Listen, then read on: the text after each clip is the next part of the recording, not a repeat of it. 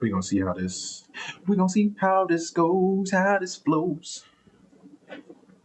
Start off a little different for the pod. Check it, check it, check it, check it. It's your one and only main character. All right, the captain, Fly Guy Kai. Main character podcast, episode 21 in 25. We have made it. Congratulations. We have made it to the new year. Rest in peace to all those that did not make it to 2025. And also, real quick, rest in peace to the and let me put this microphone up a little bit so that way I can, talk a little bit better. But to the people that kind of, not kind of, the people that were affected by the domestic terrorist act that happened in, if I'm not mistaken, Louisiana, and something also happened in New York. Also heard too. Like, yo, we started off 2025 kind of crazy, and not even kind of crazy. We started off actually crazy. So rest in peace to those people affected, and prayers out to those people affected. Uh, with that, you know how I like to do my golden opportunity. Oh, matter of fact, and while I'm looking this up, because the anime of the pod, and I had just thought about that off the dome, is Freerin. Okay, sometimes you could call it Fryrin. Free. It looks like Freerin. Okay, to me, it looks like Freerin. But Freerin, of course, you kind of can see, if I'm pointing in the right direction, that's the main character right there. You kind of can see it a little bit, but Freerin, when that came out, that took me by surprise, mostly because I didn't expect to like every episode except for me. And I'm trying to remember the one that I maybe didn't like. And it was the one, I think it was the one where they were starting off with the healer for a temporary moment. But still, that whole series in general, spotless. Even if they did not have a second season, then that right there off that first season, fire. Absolutely fire. I loved every episode. Because that took me by surprise. And then also that took me by surprise, as well as Delicious in Dungeon. Delicious in Dungeon, I gave it a first watch. I was like, okay, I'm kind of getting it. And uh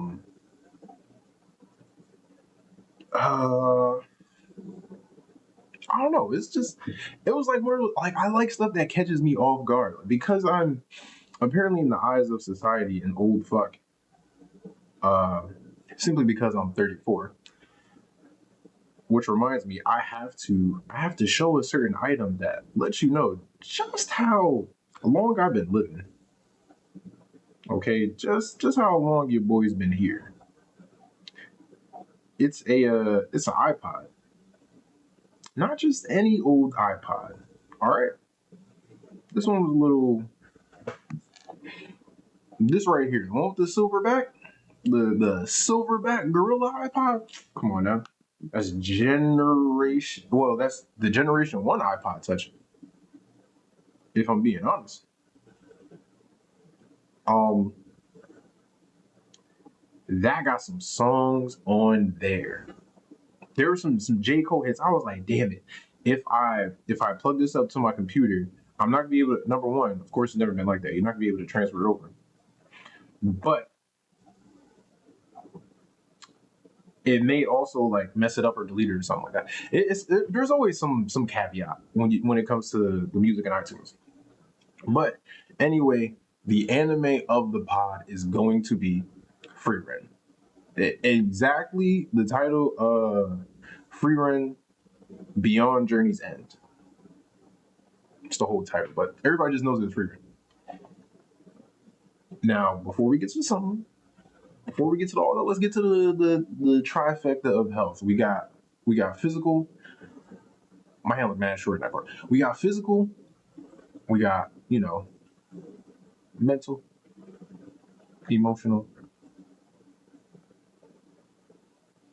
And yeah, mental, physical, spiritual. I count mental and emotional kind of the same thing, even though you technically, you could semantics. But anyway, let's get to the easiest one, spiritual. Spiritual, always nonstop. I am super thankful that I made it to 2025 thanks to the God above, thanks to the Almighty Creator, and Yahshua as well. Not even saying the least, and Yahshua as well. I appreciate the both of them, love the both of them. Wouldn't be here in this state that I'm in right now without the both of them. Now let's get to physical. Physical, I'm still keeping up. I'm still keeping up the calisthenics, okay? And it's week 6. Today's a break day for me too. So it's week 6, day 5. Yesterday I had abs. It started off, right? Break day, cool. Then I had lower body. Then I had upper body. Then I had abs. Today I got rest. That lower body, if you don't know what a pistol squat is, I need you to go look it up. I need you to go look up what a pistol squat is. Go look it up and then tell me how many of those you're doing. And that was assisted pistol squat. Listen, I have, as a disabled veteran, I have limitations, okay? Limited movement.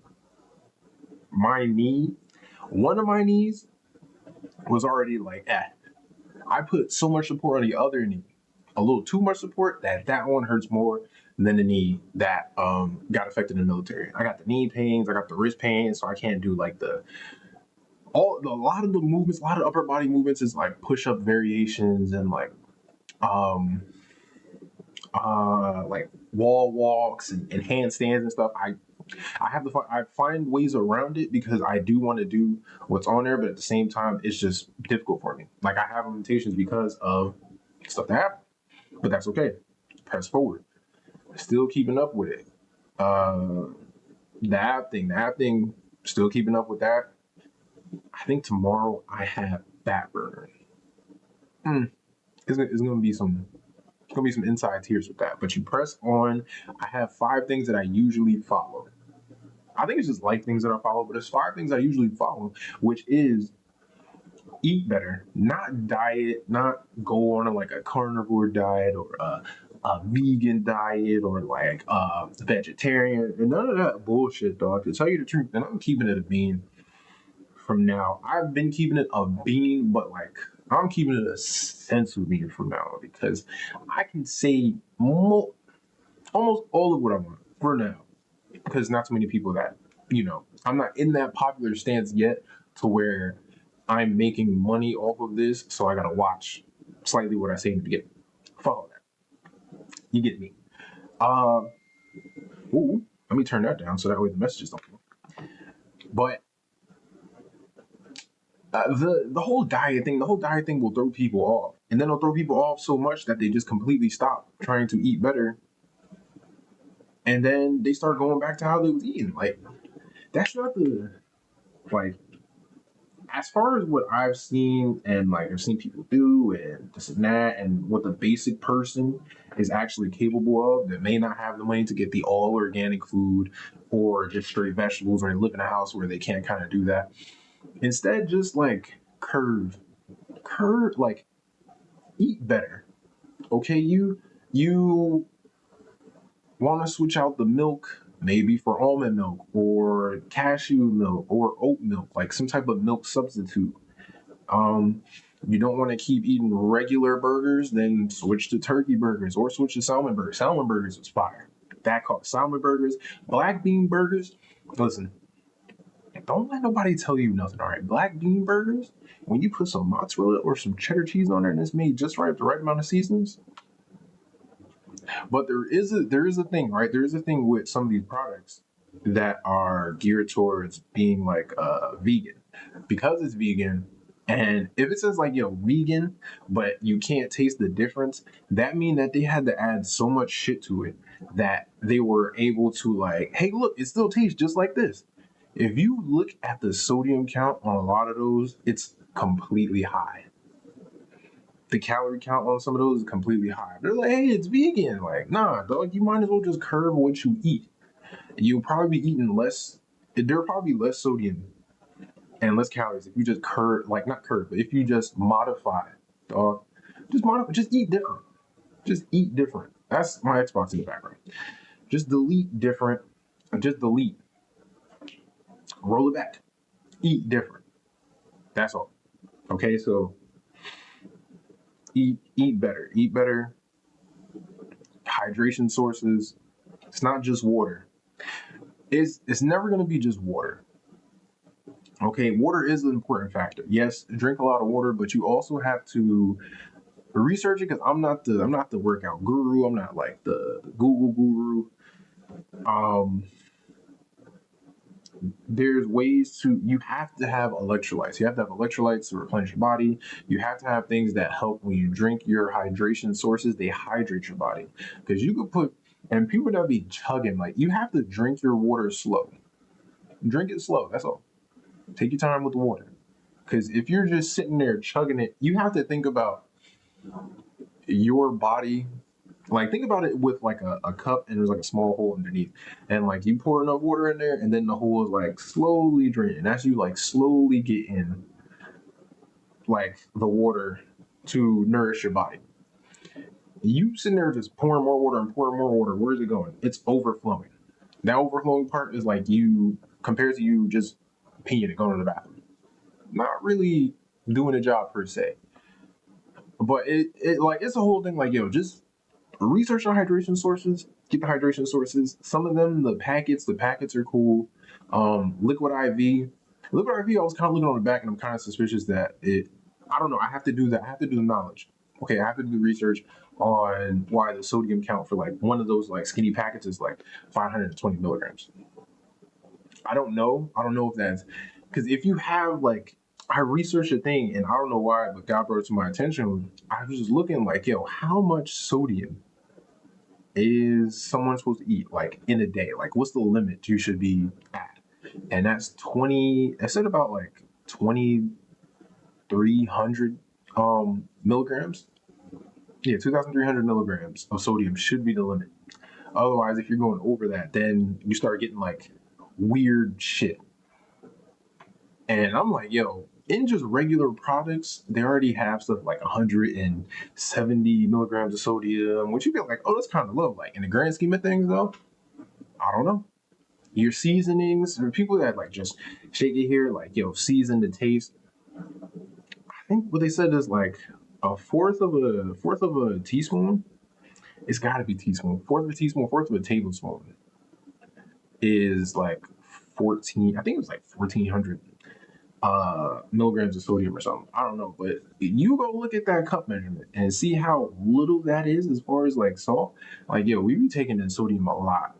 But the caveat to that, which I've also heard again through the Googles, is that when you do a lot of activity, you're sweating out that sodium anyway. You're sweating out a lot of that.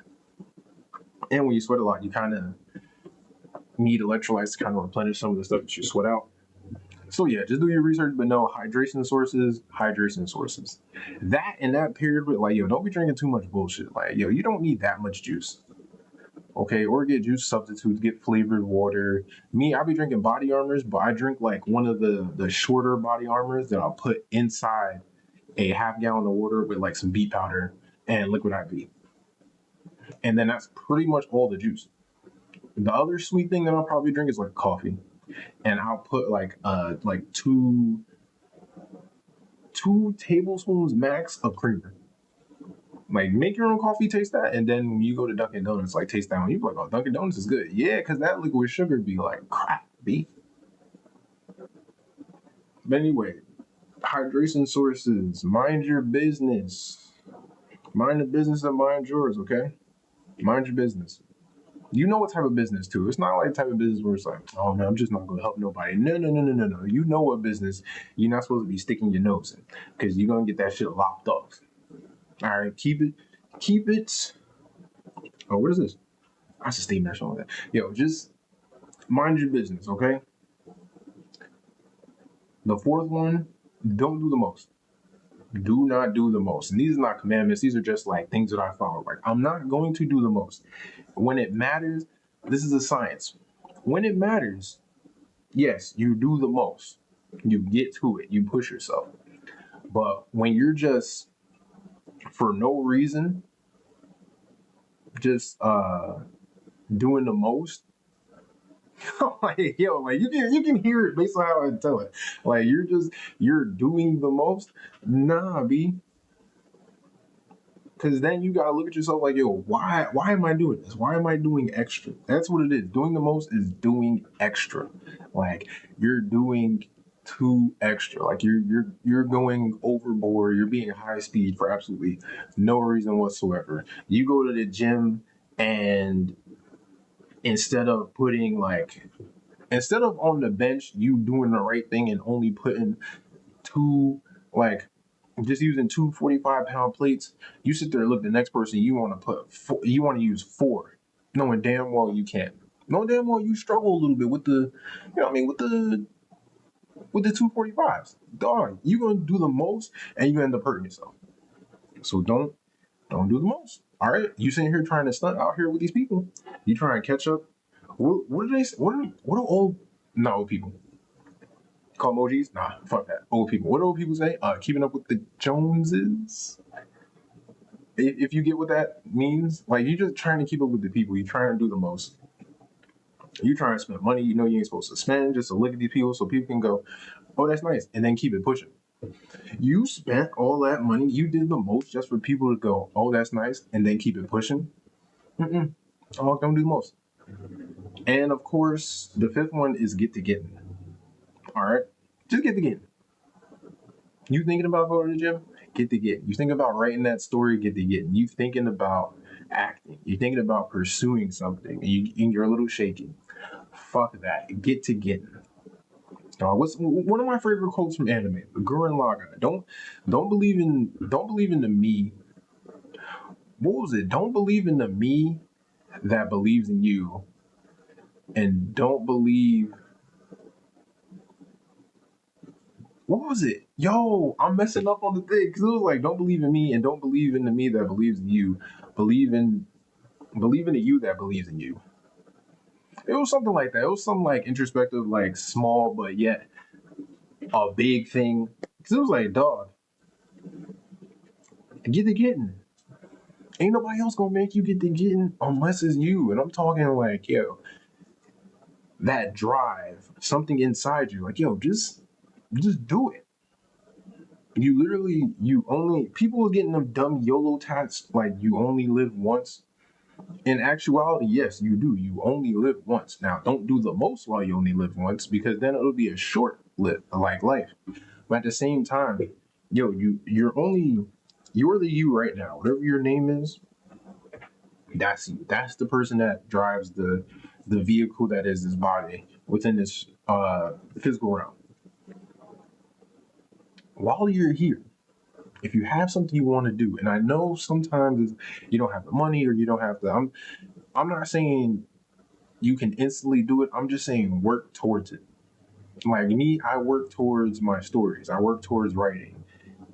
That's what I'm doing. Work towards world building. I'm working towards fitness. I'm working towards getting better in that department. Like just certain things. Like I'm working. I'm getting to getting. That's it.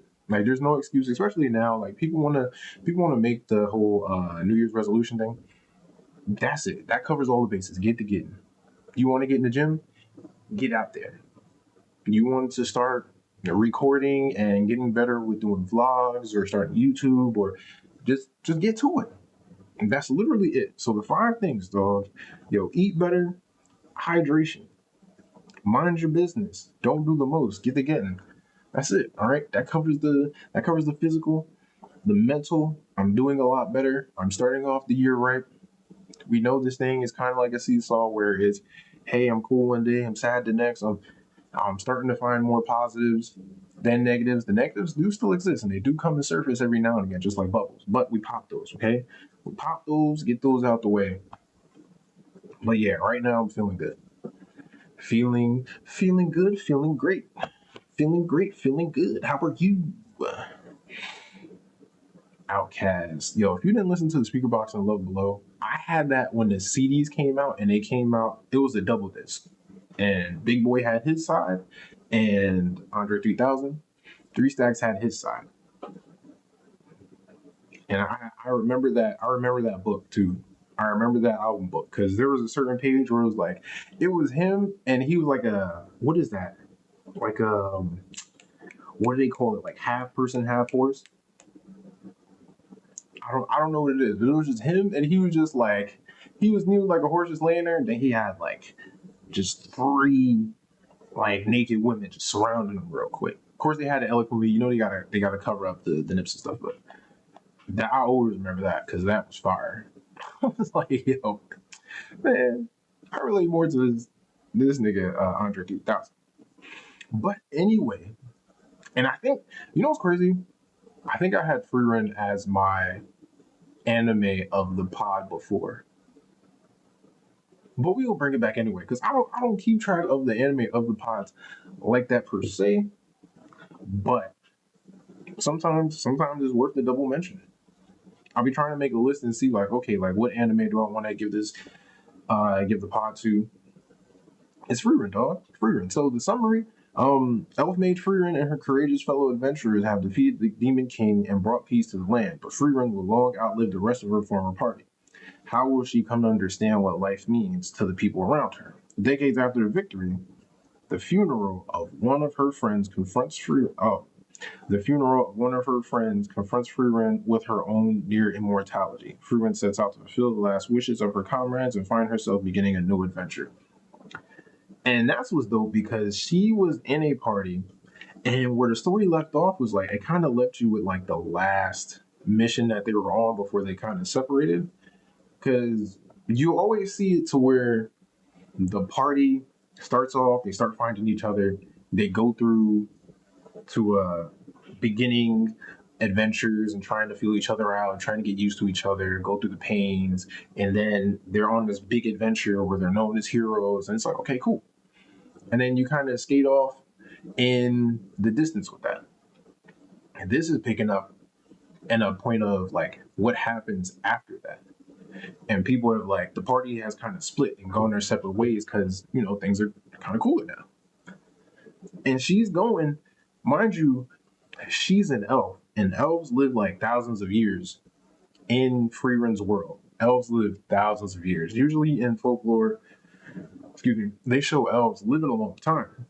But this one got them living thousands of years. So time ain't nothing to her. But this is all again, and I'm pretty sure I explained this one before, but excuse me, it's just yo, like to her, years are probably like just minutes. Like I don't care if it takes me, I don't care if it takes me 6 months. I got all the time in the world. I don't care if it takes like a couple years. I got all the time in the world. So she's on that type of time. So when you meet people, it's like, well, they're here today and gone the next. So nothing memorable will happen. But her journey of just going through with a new type of party that like it's certain people that involve like her old party. One of the mages, someone from her old party, was taking care of her. One of the warriors, someone from the old party was training him. They're going through this adventure and like she's going through making these memories and thinking about the memories that she had with her old party. Like with like when they were younger. And like she's starting to now she's starting to gain appreciation for the memories. Like damn, like you know what? It was worth meeting those people and I am gonna miss them. Like I'm immortal, so they can't live as long as I can, which sucks. Like it's just that. Like Free Run was good. It was a good thing to watch. The magic system that they had in there to where it was like, yo, yeah, there's older magic, but ancient magic doesn't necessarily mean stronger. Ancient magic was just that's how they just did things. And one of the things was like, hey, the Demon King. I wanted to go fight the Demon King again. This time it wasn't too much of a hassle, just the two of them. The Demon King had a spell that was pretty like at that time, knock it out the park, deadly. Now, because I think it was like 80 years had passed, yo, in 80 years, not only did they learn from that spell, they learned how to do the spell and they learned how to defend against it. So the spell was nothing. Now, of course, the Demon King being the Demon King, he was able to adjust.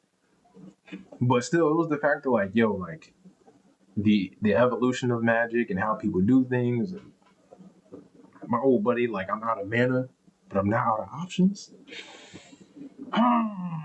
When you get to that part in there, come back and thank me.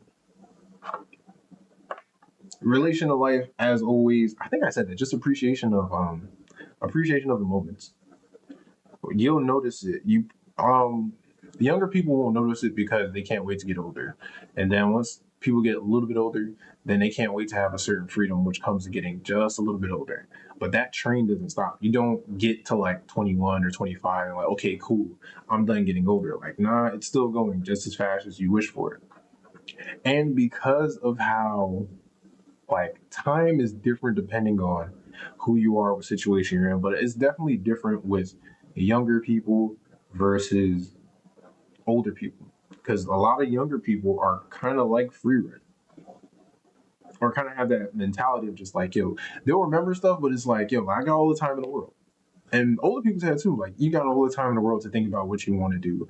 Like, you got all the time in the world to practice and do what you want. And then once you get older, you're like, damn, like, is it like, yo, time is creeping up.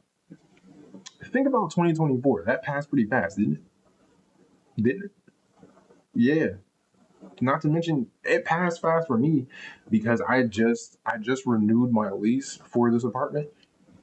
I'd already been here almost, because I moved down here the 7th January 17th of last year. So it's already almost been a whole year since I've been here, and it don't feel like it per se. Like, it really doesn't. Like, 12 months, 52 weeks, 365 days. What is that song? 525,600 minutes. Don't ask me why I remembered the right song. They kept using it in commercials or something, or maybe it was on like a WoW CD that was popping up in the commercials back in the day. I don't know. I just remembered. That's just me. But appreciation for moments in the present, things that happen, especially the memories that you get with people that are no longer here. Like, you'll have like a mother or father, or like brother, sister, or your grandparents, your great grandparents, friends, maybe somebody you were cool with that kind of had a slight effect on you. Those memories are, in a way, kind of how they stay alive, and pretty much how you like you hold on to them, because you can't do it physically, because nobody can other than God. But in the way this world works is that time goes on, and with time, the passage of time, people's stories start and people's stories end. But the memories that they've made throughout making that story, throughout having that story, that's what keeps them alive. That's what immortality kind of is, in a sense. Immortality is like, people just remember you, and that's why some people will be immortal in a different way than we thought. Like, not immortal like vampires technically could be if they just kept drinking people's blood. No, immortal like people who have stamped their sound in music, or Yahshua, as he's famously known as Jesus, but immortal. Immortality. That happened how many years ago? But yeah, we still talk in high praises about Yahshua today. And not comparing this next person to Yahshua in any way, but Michael Jordan. Dog, people will talk when it comes to the sport of basketball. First of all, the sport of basketball is not going anywhere. And secondly, people are going to talk about Michael Jordan for years. People are going to talk about Michael Jordan for years, and people are going to talk about LeBron James for years. I'm not going to hold you. They're really going to talk about those two for years when it comes to basketball. That's like not even just, if not immortality, like a longevity, as far as like living within the memories and the history amongst society. But yeah, appreciate the time that you had. All right, we 30 minutes in. We were just talking some of that talk, but now I'm getting into something. Holiday times. First though, how was your holiday times? Was it good? Was it bad? You know how it gets around the holidays. You get some people that I feel like there's something on my eye. Yeah, there is. You get some people that when you go to holiday gatherings, you go to family or something like that. It's always like, eh. But holidays are holidays. Holiday that just passed because I talked about Thanksgiving last time. Christmas. Now Christmas, love my family, love them to death, love you guys without a shadow of a doubt. No, okay, I stayed my ass down here in South Carolina. What did I do? Essentially, spent the other a good chunk of it with my girlfriend. She came over here. We watched holiday movies. We watched a lot of holiday movies too. Not when we was thinking about it, we watched like one or two type of like specials or something, like quick shows to watch, and then we watched four movies. And she ain't never watched A Christmas Story or The Santa Claus, like the Santa Claus from like 19 whatever, like 1994, 1996 or something. You know what I mean? Put her on to some good stuff. Of course, you had to watch the usual Polar Express. It's Polar Express. Come on. A weird train that comes to pick kids up and then takes them off for the night. Scary. Yeah. But holidays, holidays, holidays. You know what I mean? Got some good gifts, got some great gifts, matter of fact.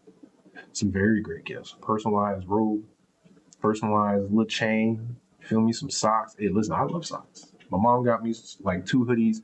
This one, this one right here that got the the little veteran thing on it, and it's a good quality hoodie because as you can see, number one, I'm wearing it right now. Number two, you know what I mean?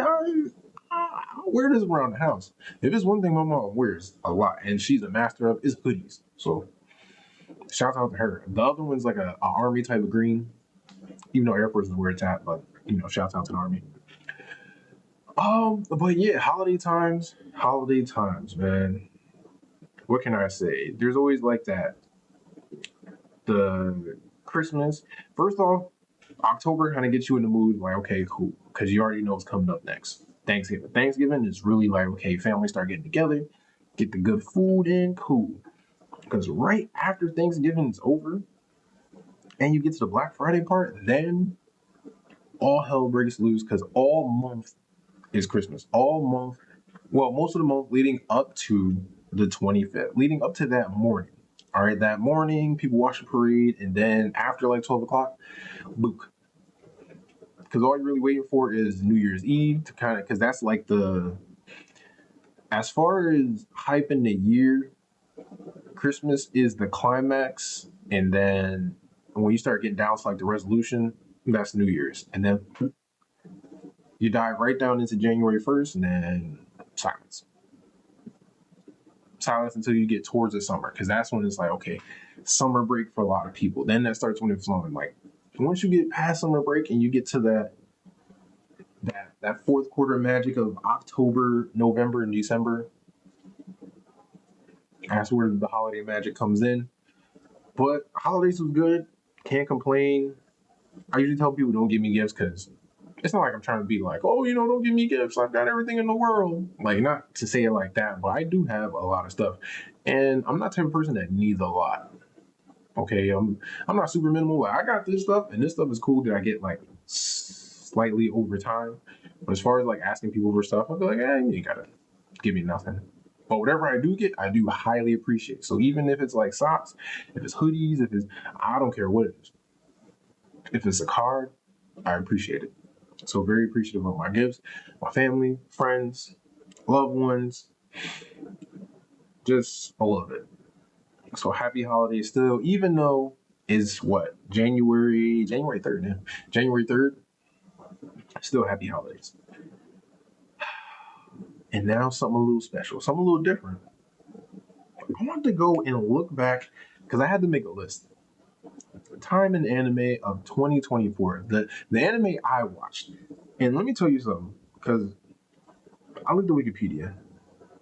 And not that they have like 100% of all the anime that came out, but I need y'all to look at something, man, because I did it before when I was going through the anime that I had watched in general, and I got to update that list.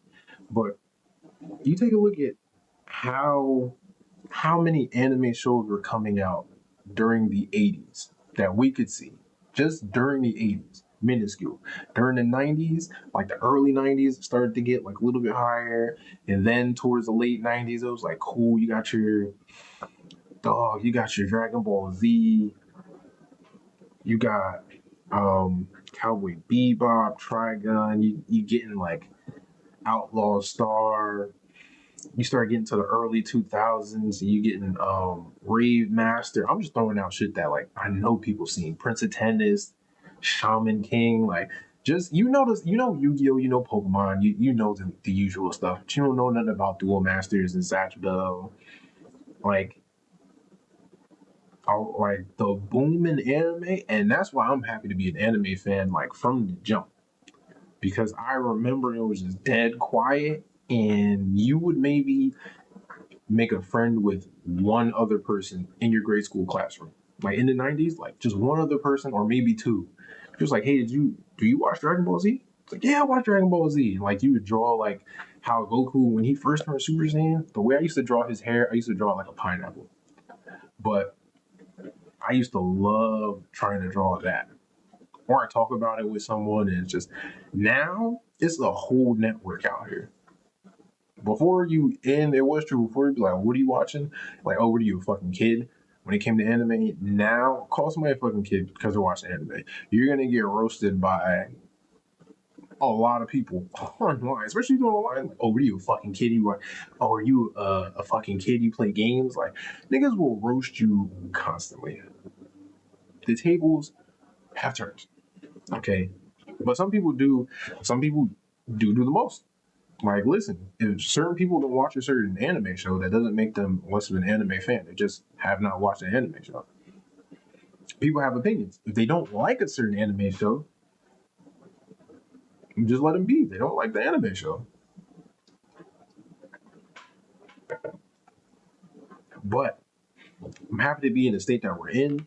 And I was listening. I was like, yo, did I watch all these anime? Damn, I did watch all these anime. I'm looking at it. I'm like, dog. The funny thing is, not having to catch up is such a good feeling because I, like, when, as the shows were coming out, I caught on. A couple of shows I have to get back into because I did fall off of it for different reasons. I do have my 5 on anime take where I tell you, like, yo, any anime you want to go watch, if you don't know if you should stick with it, give it 5 episodes. 5 episodes is a good amount of time for you to judge how you want to continue from then on. I might extend that to seasons too. Each season, do like 5 episodes and see like where it's at. Some of these I listen, when the second season came up, you hear some things, you hear like how animation studios will switch up, how to do things differently, like oh the animation's off, like with Blue Lock. I'm talking about like moving comic book type pictures going on. I was like, man, I don't know, but I'm gonna go back and I'm gonna watch it. I'm gonna go back and I'm gonna try it to see myself. Because sometimes I'll fall prey to that too. Everybody falls prey to critiques and critics and be like, I don't want to waste my time with that. But you kind of gotta, you have to grade it yourself. Because again, not everybody's likes is the same. Not everybody peeps story is the same. And that's just how it is sometimes. And shout out also to Naruto for the end of last year because I've been doing this rewatch. Naruto, now Naruto Shippuden. I'm in the 4th grade Ninja War. You know, the stuff with Asuma fighting Inoshiko Cho and certain people like, oh, why did they bring this person back? Oh, they brought him back so they could have a little character moment with this person. But some of the stuff I do have critiques on Naruto Shippuden because some of the shit don't make sense. Like Ginkaku and what was it? Ikaku and Ginkaku, like whatever ones the ones from Lightning that from the Hidden Cloud Village in the Land of Lightning that stayed in the Nine-Tailed stomach for 2 weeks and survived by chewing on his insides and were able to get like a Nine-Tails chopper type of mode with like 6 tails or something. Like, what? That, the Raikage instantly, first off, the order that the third Hokage gave and I think the fourth Hokage slightly, but the third Hokage was like, yo, we can't tell everyone about who Naruto is because if the secret gets out that he's the fourth Hokage's son, people might come and target him for revenge, or they might know that he's a nine tail, so this and that. But then, like, you get these characters that will come out of nowhere, like, oh yeah, I fought the fourth Hokage here, and oh yeah, I fought the fourth Hokage here, like, oh yeah, your father, with the Raikage dropping in, like, oh, Minato and Kushina Uzumaki. I'm like, yo, how do you know? How do you know fourth Hokage's wife? How do you know her first and last name? Like this wasn't privy to us until we got to Shippuden. Now, and mind you, it was supposed to be kept on the low, so that way nobody else would know, nobody would come after. How are these people coming up? Like, oh yeah, uh, Kushina Uzumaki. She was this, she was that. She was known as the Red Tomato, and then she was like the Red Hot Habanero. Like, yo, what the fuck? And when Naruto would ask the third Hokage, like, hey man, I just want to know about my parents. Third Hokage goes, man, don't ask such foolish things. This my folks. What do you mean don't ask such foolish things? Tell me a little bit. Tell me something. You just leave me in here with some small allowance. I'm a 5-year-old kid. You give me a pocket full of cash and I spend it on noodles. No love. First time he heard someone say I love you was at 15, and that was in his head. His mom, through chakra, residual chakra left behind, magic type of thing, sure, but that was in his head. Now, did he get hugs and stuff? Periodically, yes. Especially Sakura. Sakura cares about him. But the way that Sakura is almost like the way that, in a way, almost the way that Kushina was.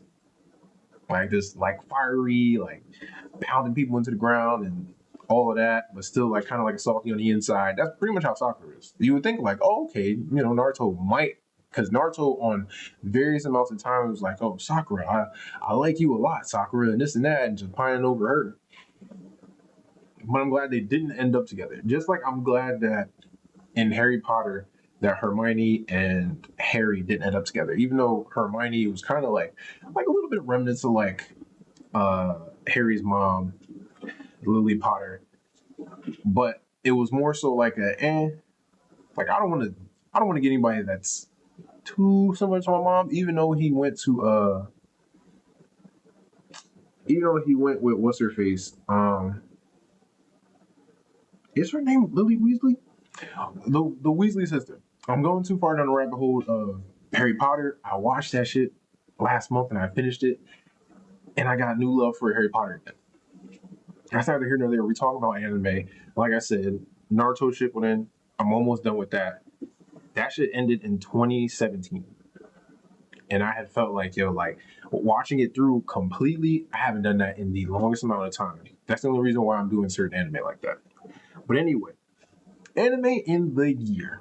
Okay, the first one up, Blue Lock season 1. I watched Blue Lock this year. Blue Lock, fire. You have the, and mind you, I always say I'm sorry, I'm not good with names at all. Even though I'm trying to be better with remembering names. Certain stuff, I bounce from this anime to this anime to this anime to this story and show. And do I know what happens? Yes, absolutely. But that right there, having that Blue Lock, it got me because I was like, okay, cool. They need one spot filled, one spot, and they got about 300 people that are vying for that spot now to be what they call an egoist. Like you're trying to take that spot on the team, but there's only one slot, so they're putting people through gauntlets. They're matching them up together with teams and then splitting them off into different teams, and like the system at the way like how stronger people that make it through. If they beat it, there's one part where like if they beat a team, they get to take one of the strongest members and continue on, and it going from there. And people who just can't make it or they can't get their skills up just get deleted. And the crazy thing is they can never Once they do that blue lock thing, they can never try out for the Japanese soccer team ever. They can go for other soccer teams, but they just when it comes to Japan's national soccer team, they can't do it. That's what made it like an extra. That put an extra oomph to it. That going up against strong individuals, and the fact that it's just one spot. It's not like, oh, we're doing this to find the best team that could take over. No, no, this is just for one spot. You only get one shot. Do not miss your chance to blow, because opportunity comes once in a lifetime. You better, man. But that's what got me. Blue Lock season 1 was good. Code Geass had came back out with an anime. They showed this year. Code Geass. Um,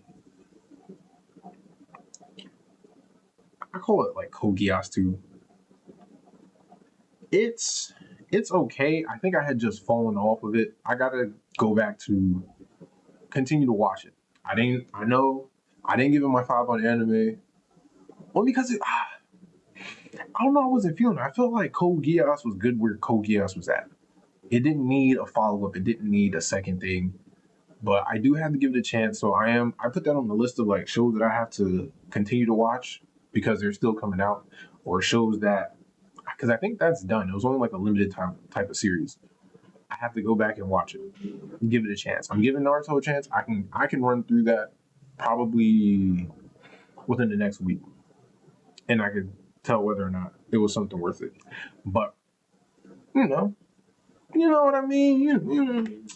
You know. Next on the list, My Hero Academia Season 7.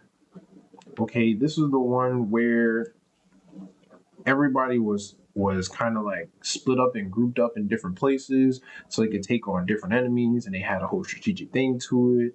And Shigaraki and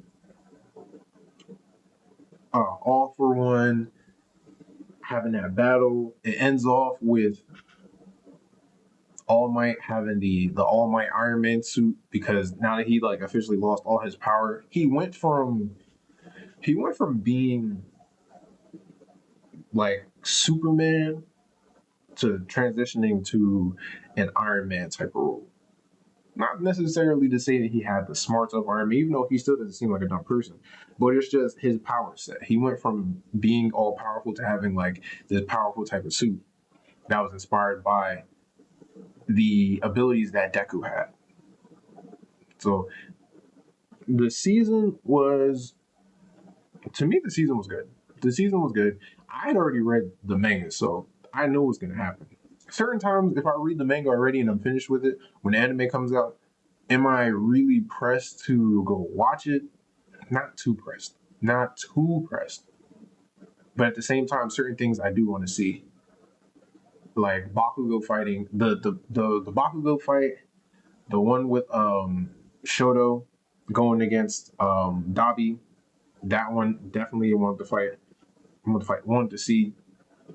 And there's certain things that I needed to see it animated, because it already looks dope in the manga. I need to see it animated. But yeah, that My Hero Academia season 7 was cool. Delicious in Dungeon, like I was talking about earlier. It was on Netflix. It's still on Netflix. Fire.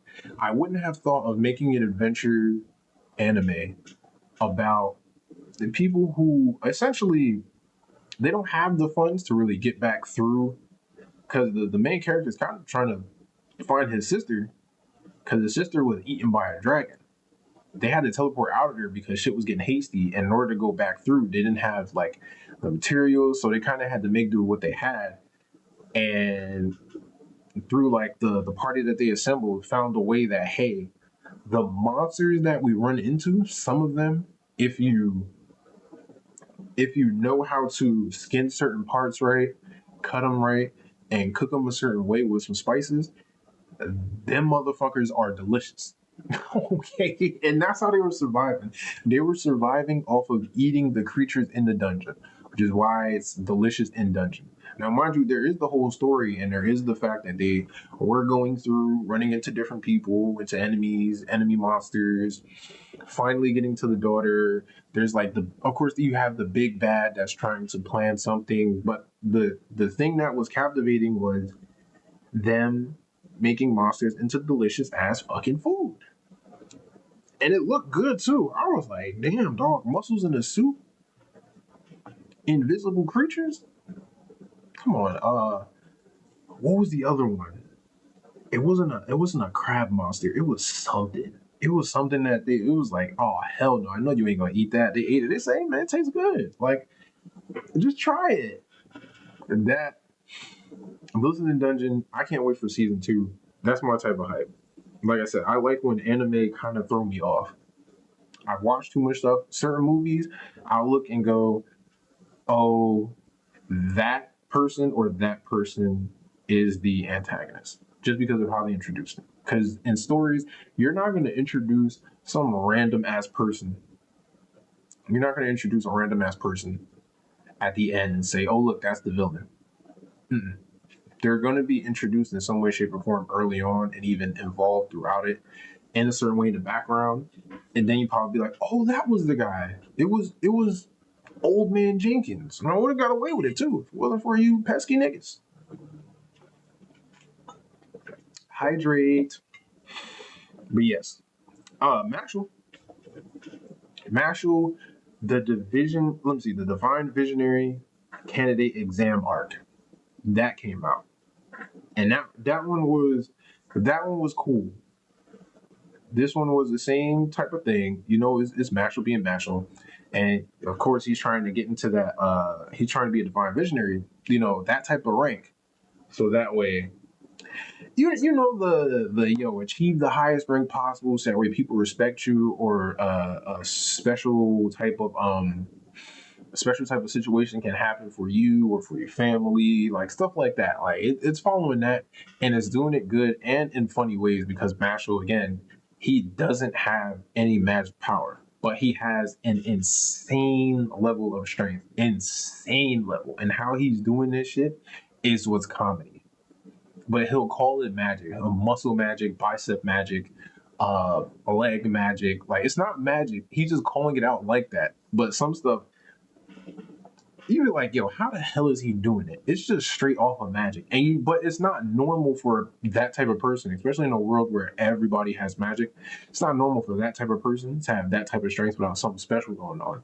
And they introduce that something special in the season towards the end. Don't want to spoil it for you, no, because you should go watch Mashal.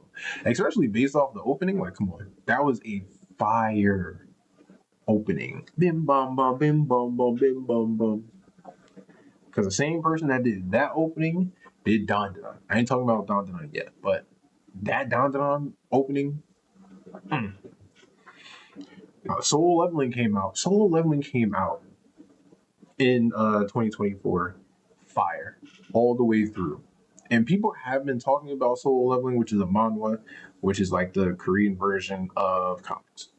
Okay, it's kind of slotted in a different style when you read it, but otherwise than that, yeah, it's anime. It's animation. It's anime. And Solo Leveling did not disappoint. Your boy is coming from an E rank all the way up to an S rank. And this is one E rank that, because of his bravery, has gained that special ability to evolve from staying in the one place. He's going from being a lower class Saiyan to an elite. All right, that's the way you put it. And the way he's doing it, and he said that famous line, "Arise." Like, that's what people was waiting for. It was like, yo, please don't fuck it up, because geeks. There are a certain level of like geeks that ruin anime.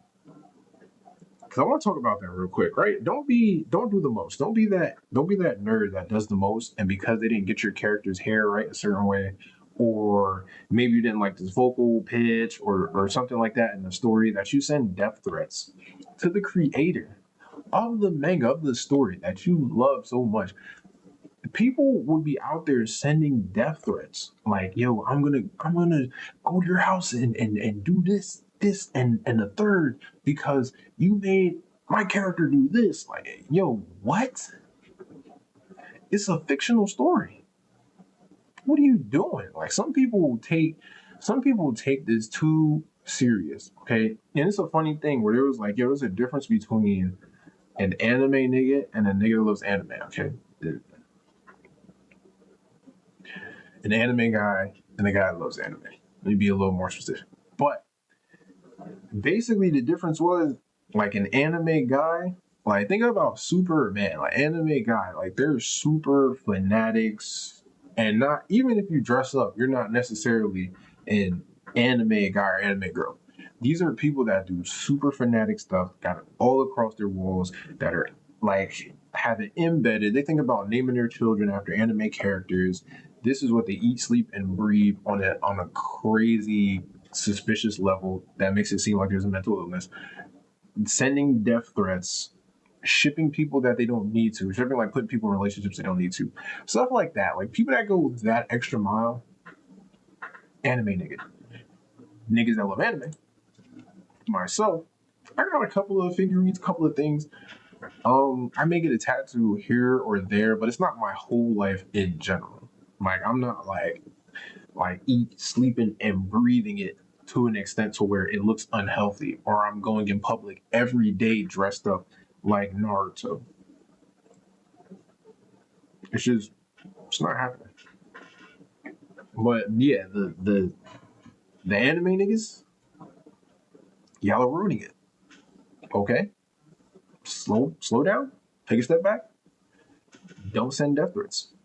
Make fan fiction. This, if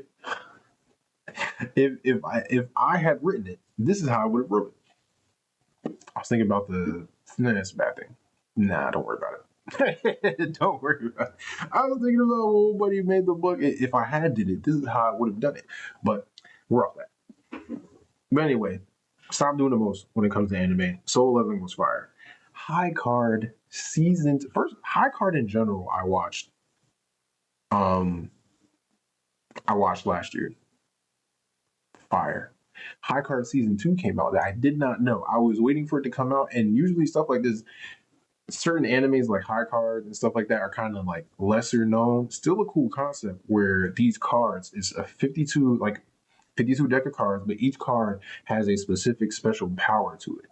And people are trying to gather these cards together because whoever has the whole deck has the whole deck. Okay, they're the ID Clear War champion. They have all the cards. Those who hold all the cards hold all the power. So yeah, uh, it was that I was waiting for the second season, and finally the second season came out. So that kind of shocked me because I even put in my notes like, what? Like, like I got to get back to that. I need to see how. If this is like a 26 episode type of anime, then that's fine because it doesn't look like they can continue it forever. Maybe they could. I don't know. But I just want to see whether or not they get all 52 cards or not. And what special powers are. Because they didn't show all the cards, but they showed a good chunk of them. Excuse me. But that's definitely something I watched. Blue Exorcist. I started watching Blue Exorcist again last year, towards the end of last year. Because I wasn't aware. I was waiting for a long time. So I'm sitting there like, okay, I watched Blue Exorcist like season 2. I'm like, okay, cool. They should be coming out with another one. And even the Blue Exorcist one where they went to the like the shaman temple and all that was going on, and they had just learned that the twins were actually the sons of the devil, had the blue flame, or one of them has the blue flame. So I was sitting there waiting for that. But come to find out, I'm scrolling through Crunchyroll, which is a reminder, yo, scroll through Crunchyroll. The anime that you've been waiting for to come back for a long time, yo, scroll on that bitch and you'll probably find it. And you'll probably notice that there's more seasons. Because this not only has it's like I don't even want to say seasons, I want to say arcs. There's like 2 more arcs after the first 2 that I had already watched. I was like, yo, what? No. Thanks for letting me know. But yeah, that's another thing I put on my list that I got to catch up and catch up on that. Blue Exorcist, Metallic Rouge, don't worry about it. It was forgotten. It was like an android that she could. World is one of those worlds where you got people, you got androids, mechs, stuff like that. There's these special ones that they can transform into like these like high tech suit of armors that do a whole bunch of stuff. it was kind of meh to me. Cool idea, cool concept, but let me pass on it. Um, Ninja Kamui. Moment of silence, please, please, please. Ninja Kamui, you had potential. Okay, you you came into the league as a number one draft pick. Number one draft pick. Okay, high hopes, high regard. Oh my God, look at what they can do. This and that, and then as the time went on, you went below G League. Like Ninja Kamui started off so good, and you thought it was going to get better, and then they introduced these suits, these mech suits out of nowhere, and once they introduced the mech suits, it went downhill from there. Like I would have to make a whole video on that because I don't want to get too much into Ninja Kamui. It's just it was one of the big disappointments. It wasn't the biggest disappointment, but it was one of the big disappointments because while I was making my list, I found an even bigger disappointment than that. Well, I'll talk about it. The bigger disappointment was Uzumaki, and Uzumaki was like this. And whenever I heard Uzumaki, I was thinking of Naruto, but it wasn't that. It's like this something in this town is going on with spirals and how like people are strangely attracted to it. Strange phenomena are happening in the towns, and these two people are kind of like going through trying to figure out what's going on. The first episode was fire. Again, number one draft pick. Everything looks good. Oh, if this is what we're getting, and we're only getting like a couple of episodes, that's cool. But if this is what we're getting, this is fire. And then you get to the second episode and it's just shitty. It's just shit. You're like, dog, what happened? You guys were on hot as lava, not hot as lava, but you guys were on fire. And then you turn the stove off. Not only did you turn the stove off, you forgot what fire was. And it's just unbearable to watch. And you hear the people, and what the people were, the studio behind it, the animators, they were like, listen, don't blame us. This ain't got nothing to do with us. It has something to do higher up. Because we was telling them certain things, and it was either we put it out there unfinished, or we put it out there, but we have to animate it a different way. They was like, yo, fuck it, we kind of want to just get this out there. I'd rather you just not. Okay?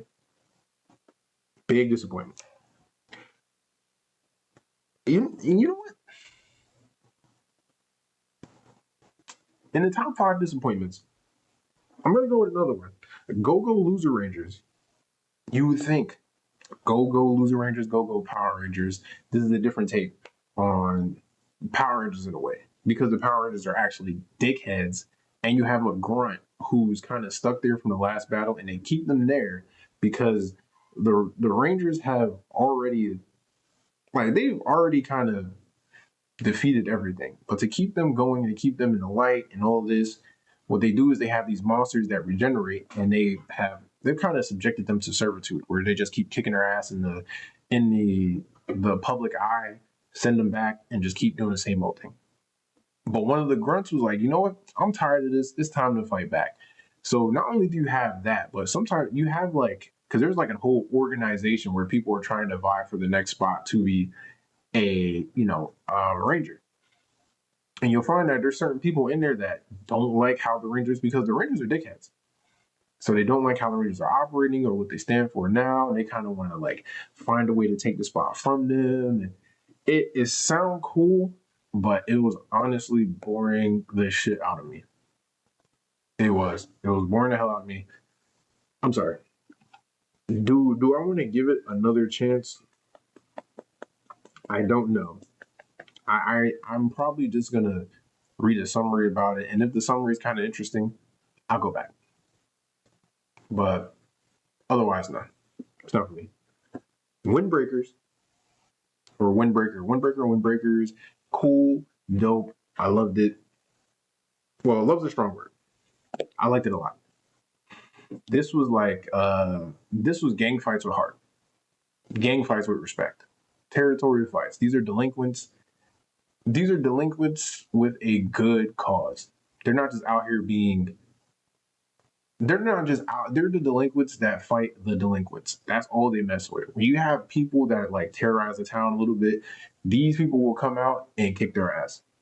And the town loves them for it. Like, hey, y'all need some food, y'all need some water, y'all good with this, y'all good with that, and they just patrol the city and they just scrap. They scrap with other people after school. They go and scrap with people that kind of start trouble in the neighborhood. But the first off, the way that they do it ain't there's some talking and there's some heart to heart, but there's definitely some ass whooping. There's respect afterwards. There's respect and there's realization after the ass whooping, but there's definitely some hands being thrown. The main character, I don't nah. The reason for some of their motives is like, oh, people made fun of me because I have like half white hair. My eyes is a different color. The left one's a different color from the right one, and oh, I just kicked the damn table. My bad. But yo, come on.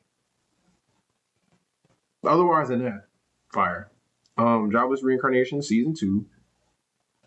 I know Jobless Reincarnation has got like a bad rap. I understand that. I fully understand that. I still watch it. I still like how uh rooted it's the whole isekai thing, and I tend to like isekais depending on what it is. Because time I got reincarnated as a slime monster, I was digging it the first couple episodes and I kind of fell off. That's my fault. They're saying it's good, but it's not for me. However, Jobless Reincarnation is still kind of cool.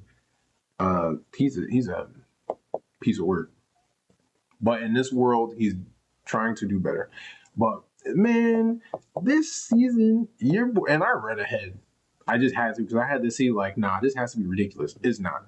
First of all, Rudius, he went through some shit out there. Okay, I don't want to spoil too much, but just he went through some shit, and this nigga found a way to not only impregnate the girl from his childhood, right? They're all grown up, find her again, pledges to marry her, have the kid, cool. While on the adventure, the mentor that trained him, that he kind of fell in love with, and she is kind of like in love back with him. He was like, damn, I got feelings for her too. And found a way for and she's like the one from childhood is kind of like an elf. So he found a way to get his elf wife to agree.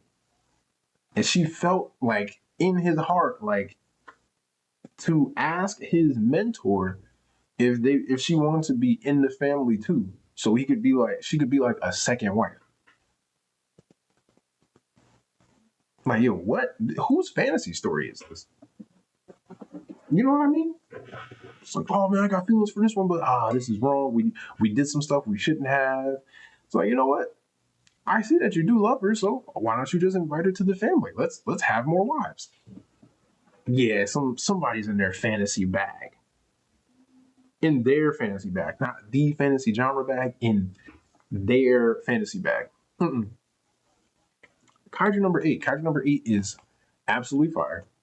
I put it in my top 30 anime of all time. The whole season, I wasn't bored by one episode. All meaningful. And you know what I mean? That was it. It's kaiju's, okay, but it's a man that can turn into a kaiju. Speak to the soul too. He's 33. He's trying to follow his dream. He gets one more chance, trying to follow it through. He gets a little special power on the side, but he's trying not to use that. Here's the thing: he's trying not to use that. Okay, in a sense, not completely the same, but he's he's Bruce Banner trying to do everything he can without needing to use the Hulk strength. He wants to help other people. He's got the knowledge too. That's his strong point. Kafka's knowledge is what really helps everyone out. It's a big plus that he has this kaiju form, but the knowledge that he has since he worked on cleanup for cleaning the city kaijus and stuff like that, That knowledge is helping people a lot. That's the real strength. But when they need it, like break the glass in case of emergency, that's when that happens. That's when that mode kicks in. And the Lieutenant Surge copy ass nigga. You always notice somebody has electrical powers, like certain like strong, like brolic type niggas. They'll have electric powers because they'll have something thunderbolt shaped on them. Just like Lieutenant Surge, he kind of has some thunderbolt type stuff. Like if they have thunderbolt sideburns, their hair is like spiky in a thunderbolt pattern. If they're wearing like yellow with like thunderbolt like waves or something, hey, they're not only do they use lightning, but they may be kind of a badass. How'd you number 8? You're up there. Demon Slayer, the Hashira training arc. Was I super hyped? No. Don't get me wrong, it was a good watch. But was I super hyped? No, not at all. Because it was cool to see some of the backstories on certain things and to see how Tanjiro can, like how he was increasing in strength. But as far as like compared to the first seasons and compared to the other arcs, like this one was definitely cool. This one was cool. I ain't got too much to say on it. I just know that they're trying to finish it up using 3 movies. I feel like those 3 movies, because that's where shit is hitting the fan now. They're fighting the upper moons and they're fighting the main, the little Michael Jackson type figure that they made, which is it's another antagonist modeled, not really modeled after. It was just the look that he had and like the hair and how he kind of had the swagger or something like that, you know. But let me send this quick message off real quick. Now, and getting into the next one, we're going to talk about Wisteria Wand and Sword. Wisteria Wand and Sword is pretty much like Mashal. It's one of those. It's one of those Mashal, Black Clover. I think I can put those all together, right? Mashal, Black Clover, and Wisteria Wand and Sword. The main character doesn't have magic, doesn't have access to magic, but they get a special power that allows them to exist in that world. And on top of that, their alternate power makes them stronger in certain situations. Where Asta, it's anti magic, so it's anti magic, you know. But it's not magic, but it is, but it's not. Wanda Restoria, this dude cannot learn magic, but he does know how to scrap with a fucking sword. He does get down, yes. Did I finish it? No, not really. I kind of fell off of it. Like, yo, I be falling. I'm trying to give things like 5 episodes, but some stuff just catches my eye more than that, and then I'll lose track of time, and I'll be like, you know what? Let me just see how many episodes it gets, and then I'll do the whole 5 on anime thing. But I definitely do have that on my list of anime I gotta get back to. But yeah, it follows that same tale. This dude, he wants to catch up to a friend of his that is part of like let's just say part of the few higher ranks. And in order to get up there, you have to get enough points in your Magic Academy in order to ascend to that level. And he knows somebody up there and wants to, in order to be with them, has to get up there to that level. Doesn't have magic, but you don't get points. There's like a point system, but you don't get points just based off of magic power alone. There's also knowledge, and then there's also things like defeating certain monsters, like quests in a way. So he's got to excel in those other things, like excel to the up team, in order to get to where he needs to get to. So yeah, if you like to see a person that is trying to excel in a society where everyone has a certain power that they don't, but they have a separate type of power, and it's really, really strong, that's for you. Tower of God season 2, I gave it an eh. You know what I mean? You know what I mean? Bomb, like people kind of told me like something that does happen, some things that don't happen. I'm going to continue it again because I think I was watching something else and I had completely like fell off of it. Even though I gave it a good 5 episodes to watch, I was like, I gave it 5 episodes, and I do a category of like gotta see it when you have time, and don't fuck with it. Like Ninja Kamui, don't fuck with it. This but let me do different things based off the things I just went through. Um, Stuff like Ninja Kamui, don't fuck with it, don't watch it. We go into Soul Leveling, you gotta see it. You got to. Like it's up there. Make time for it. Delicious in Dungeon is a tricky spot, but if you have the time, when you have the time, go watch it. It's not a quickly run to this thing, but if you have the time, go watch it. You won't be disappointed. So Tower God, I kind of put it at like if you got the time, watch it. I have the time, I just didn't put it towards watching that. I'm playing Marvel Rivals.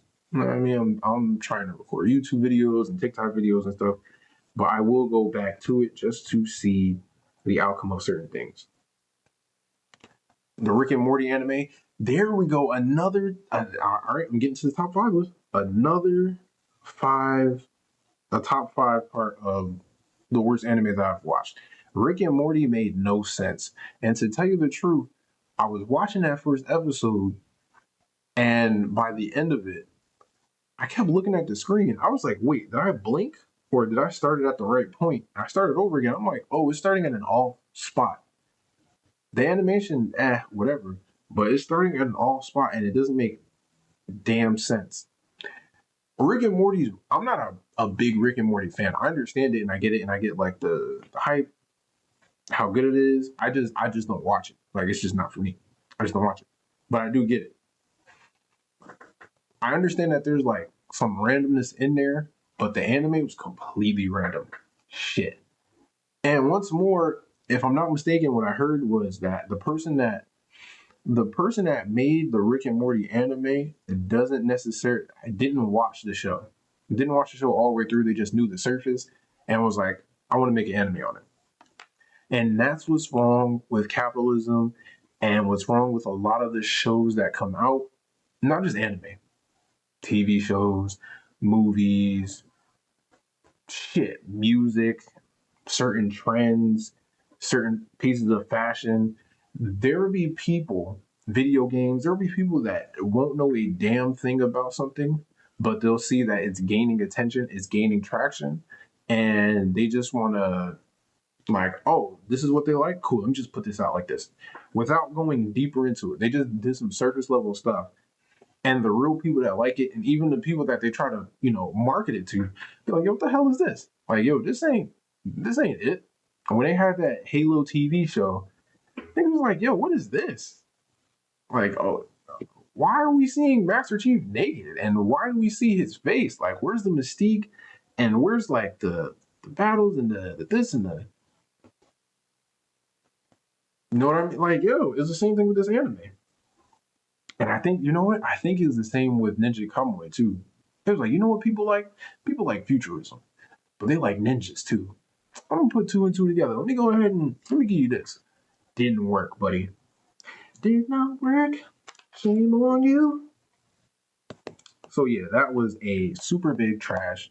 It wasn't a disappointment because I wasn't looking forward to it. It was just like, oh, they're doing something with Rick and Morty and anime. Let me see. Whack whack. Dun dun dun dun dun dun dun dun dun dun dun dun dun dun dun dun dun. Great opening. One of the top three openings of last year. Down Down is cool. It is fire. I suggest go watching it. People gave it some shit because it is kind of weird. So it's another one. It is kind of weird. You had aliens that had like metal boing boings that was trying to extract people's uh, reproductive organs to help their race become stronger. It was something like that. It's aliens, spirits, and teenagers. It's a shonen. Shonen's usually geared towards teenage boys. But when you watch it beyond just the first episode or beyond like the criticism that people were trying to just clickbait. Oh man, I can't believe they did this. Oh, wait till you hear what I say about it. Like, just watch it. Watch it. And you'll understand it. And it's good. They gotta because yeah, there's weirdness, but it's not like super crazy. I'm not gonna hold you. It was some of the shit that they did. It was just like, oh, but then there were some moments where it was like, oh, damn. Like when you get to the lady in the red dress, understanding her story in a little bit, even some of these other like these aliens or these spirits, you get to understand it. Like when you see their backstory, like, oh, that's why they're not really bad per se. They're just bugging out. That was the lady in red. She wasn't really that much of a bad person. It was just she was kind of bugging out because of a situation that happened to her while she was alive. With the alien that like he's like a boxer. I call him like a crab Mike Tyson. But he's an alien that was kind of working for the other aliens. And he kind of gave his backstory like, yo, I didn't want to come out here and fight y'all. It's just my son back on my planet. He's got like health problems. And this is the only way that I can, make money. I got to go through them. They help me out. But yeah, it's still cool. It's still fire. I can't wait for season. They ended season 1 off weird because I did not know that was the season finale. And then when it was over, it was like, oh, here's a trailer for season 2. Oh, season 2. I'm like, wait a minute, that looks like where we left off at in season 1. I'm like, yo, this is season 1. Oh shit! I want more. I need more cowbell. We get into some bangers. Ladies and gentlemen. These last couple of anime, and then I'm gonna be done. Bleach, Thousand Year Blood War Part 3. I have Bleach, as you can see around the template. I have Bleach in my top 10. Not just in the top 20, in my top 10. I love Bleach. I don't care what you say about certain arcs. I love Bleach. Thousand Year Blood War is fire all the way through. Thousand Year Blood War, the animation is cool. It's got the same style as Bleach, just more crispier. I will say like the I'm kind of looking at it like frame rates. It feels like the frame rate of action that's happening is like there's more like frame rates. Like it went from 30 FPS or like 45 FPS to like 60 FPS. It looked good. They extended some fights that wasn't extended in the manga and like shortened other ones that really wasn't nah. But it's popping on all cylinders. And usually I tell people like, yo, I don't talk about Bleach like that per se because what's there to talk about? Go watch it. I don't want to spoil anything. Go watch it. Even though the manga's been out and it's been done for the longest time, go watch it. That's all I have to say about Bleach Thousand Year Blood War. It's worth it. In matter of fact, it's worth going back to watch it and then watching Thousand Year Blood War. And you get appreciation. All right. I don't want to do these. I want to do these in order. These last 3. Let's go with Baki Hama versus Kengan Ashura. 2 shows on Netflix. You got Baki the Grappler versus Baki, and then you got Kengan Ashura. It went how you would think. You've got this person. You got a couple of matches. These people kind of fight alike, so from both shows they put them together. These people kind of fight alike from both shows, they put them together, and it's like 3 fights. The main one, of course, is Baki versus Kengan. And you get the first match where it ends for one person. The second match, it ends for another person. Oh, snap, it's a tie. We need a tiebreaker. These are the 2 main characters, and they're snapping. Which one's better? Oh, they're going to evidently say, like, Baki's better or Kengan's better. Oh, they tie. Because the match is halted because of like outside forces and like the strongest characters in their universe per se come to stop the battle. It was something like that. In my opinion, Baki. Nigga, the people in the Baki universe are like that. Your boy, your boy Yujiro Hanma has is him and two other people. Like they have like these treaties with they themselves have treaties with places like, yo, we'll give you what you need, just please don't fuck us up. That's the type of treaties he has with countries. This nigga, like, yo, these niggas can survive bullets. They can take your breath away with just with their hands. Like, make like just go watch it. Yeah, there's ridiculous stuff in Kengan Ashura. I promise you, there's more ridiculous stuff that'll make you go, how the fuck are they doing that in Baki? They're just a so Baki definitely should have won that fight. I'm not saying by like a crazy super whoa type of margin, but come on, you guys. Baki is definitely better. We're going. I only said that one first just because of how it was and the animation, how they had it. So nah. Gundam Requiem for Vengeance. And let me sip some water before I talk about this. Gundam Requiem for Vengeance, my G. It's not Rogue One, but it was giving me a type of Rogue One vibe, and I'll explain. Because Requiem for Vengeance, this was you have the Space Noids and you have the Earth Force Federation. And the Earth Force Federation is just it's the Earth, it's still the Earth, and you have the Space Noids, which was the people that were able to get out into the colonies in space, and now you have these like two factions battling it out to see who has superiority over the other. In a sense, I'm not super duper super califragilistic into Gundam like that. I just like certain ones. Okay, Mobile Fighter G Gundam, it was cool for me. Mobile Gundam Iron Blooded Orphans is in my top 10. Super fire. One of the anime that actually made me cry because when I like you see the character and how it goes, that's fire. Like I've been watching these shows, but as far as like in the deep with those, swimming in the dark, rolling in the deep, I'm not that deep into the Gundam background per se. But these are the main things. It's just Space Noids, Earth Force Federation. This is showing you normally you see the protagonist, which most of the time the white mech, that's Gundam. That's I never knew that. I had to go research that. That's Gundam. Now, usually you'll see the protagonist, like the good guys, rocking that type of mech, the Gundam, and going against the other people, going against whatever enemy. This time it's showing you from the enemy's perspective, them having to do this mission, and there's this menace. For them, that's the antagonist. The Gundam is the antagonist. The good people are the antagonists for them. They're trying to get somewhere, and you see this overpowered fucking white Gundam with these shining red eyes in the darkness, just taking out forces left, zipping through left, right, just causing them a ruckus.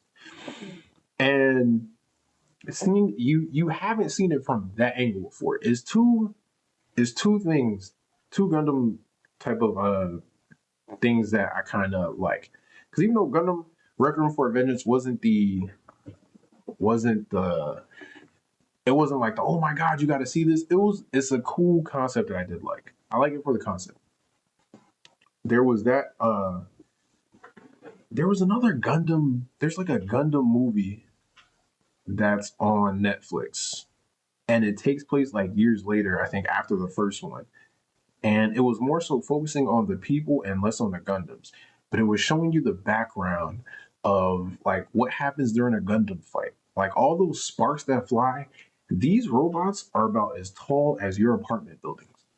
And they're fighting in the air. So the sparks that come off of their guns or the parts that chip off, them shits were mounting sidewalks, cars, uh, killing people. Like it was stuff like that was going on in the background. Like people having to really fight and scrap beyond just having these suits, stuff like that. And Requiem for Vengeance is just The part I say, like, it reminds me of Rogue One. You remember that scene where you actually get to see Darth Vader in that tunnel, where like the lightsaber comes out, you just hear the, and he starts snapping on them to get the intel before the princess is actually able to get it. Like that part, like seeing that, and you're just like, oh, we're seeing it from that angle. That's the same with Gundam Requiem for Vengeance. Everybody did look like they have veneers in their teeth for computer characters. But you're seeing from the enemy's point of view of like, yo, this overpowered mech is taking us all out, and there's nothing we can do until they finally are able to kind of. They are. eh, I'm not gonna ruin it. It's just it definitely was an interesting watch. I will say that. And we'll end it off with my boy Akira Toriyama. Rest in peace, man. What's crazy is a lot of people felt that. And I didn't think, right? Certain people, like you, I don't know them. I don't know them personally. But Akira Toriyama's death hit me kind of crazy because, again, like I was explaining earlier about like being into anime when you're younger and like, Dragon Ball Z, the main thing you can ask somebody or you tell somebody, like, yo, I watch anime, a lot of times, 9 times out of 10, they're going to bring up, like, oh, you mean like Dragon Ball Z? That was the one, like, oh, you mean like Goku? Like that type of thing. They'll probably bring up Goku. They'll probably bring up Dragon Ball Z and Pokemon and Naruto. Those are the ones that they'll bring up as far as anime. But man, that's kind of like the major anime. That was Dragon Ball Z, and eventually Dragon Ball. Dragon Ball came out, so I was like, okay, this happened before Dragon Ball Z. A lot of people haven't watched Dragon Ball, but they'd be like, oh no, I'm a super fan. Okay, but dog, Akira Toriyama. The and that's why I say, like, yo, when I say get the getting, that's what I'm talking about with get the getting.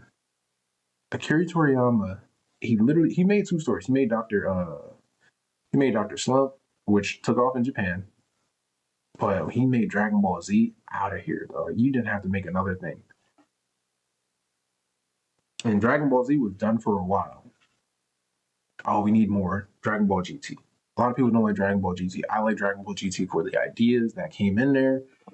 Is there some like stuff that I didn't like? Of course, but overall, I did like Dragon Ball GT. I like Dragon Ball Super to an extent. There's some cool concepts, but I do have a lot of complaints here and there. But overall, I still like it. Like people still, between anime, movies, fighting games, merch. I got like the trading card you see in the back. Like just that alone. Because yeah, he made something on Doctor Slump, but Dragon Ball Z alone, that one idea, that one concept made so much. Like made anime fans, started people on their anime journey, like affected a lot of media, how people do transformations, how they do some of their stories today. Like he made a super legendary smash hit. You know what I mean? So losing him was crazy. It was between the two that was really sad. It was between him and Benny from Comic Story because I was watching Benny for I want to say since 2015, 2014 or 2015. And the way he would cover comics, there's two people that I really, really, really follow. It was Comics Explained, it was Rob, and Comic Storian with Benny. And what it was like Benny, like Rob would like, he's got his like cool mellow type that he does, and he goes into again what his name says, which is Comics Explains. And he'll go through the story and he'll explain it.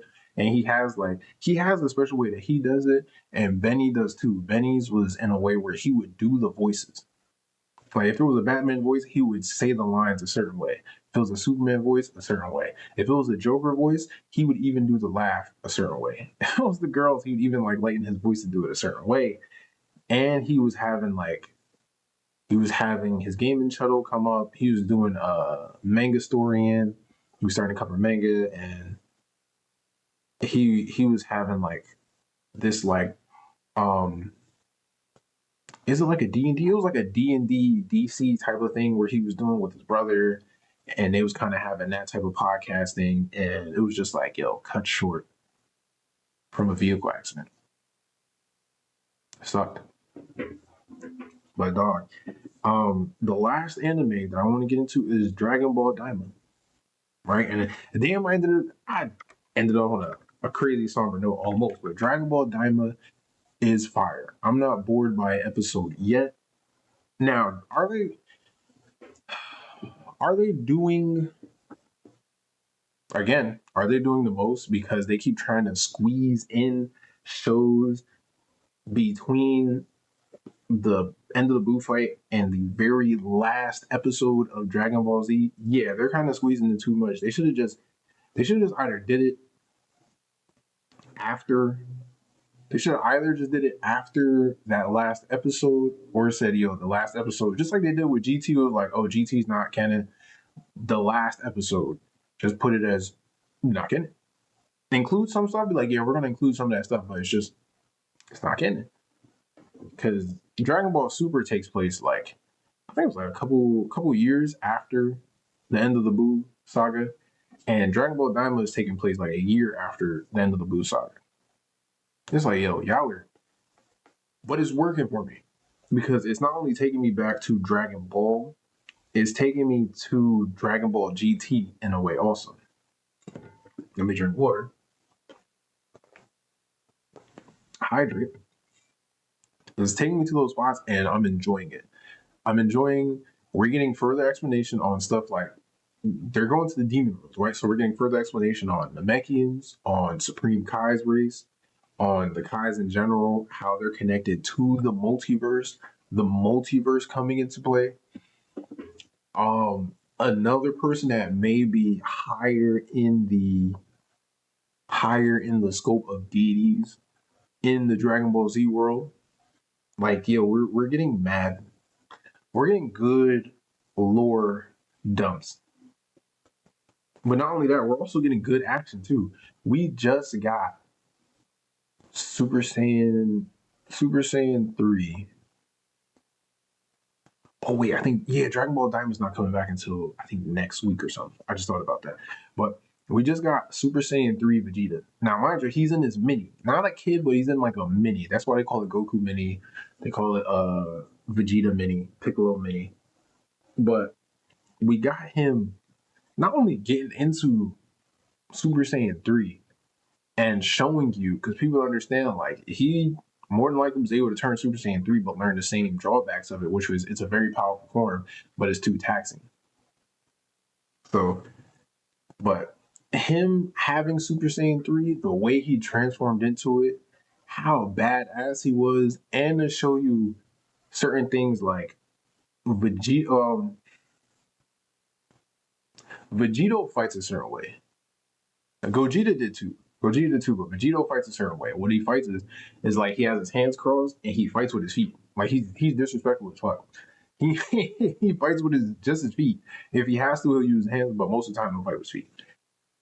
In this mode, you see Vegeta, who is now he's in Super Saiyan 3. He's like, man, I got this. He's fighting with his feet. He'll go into like using his hand to do like Caligan and stuff.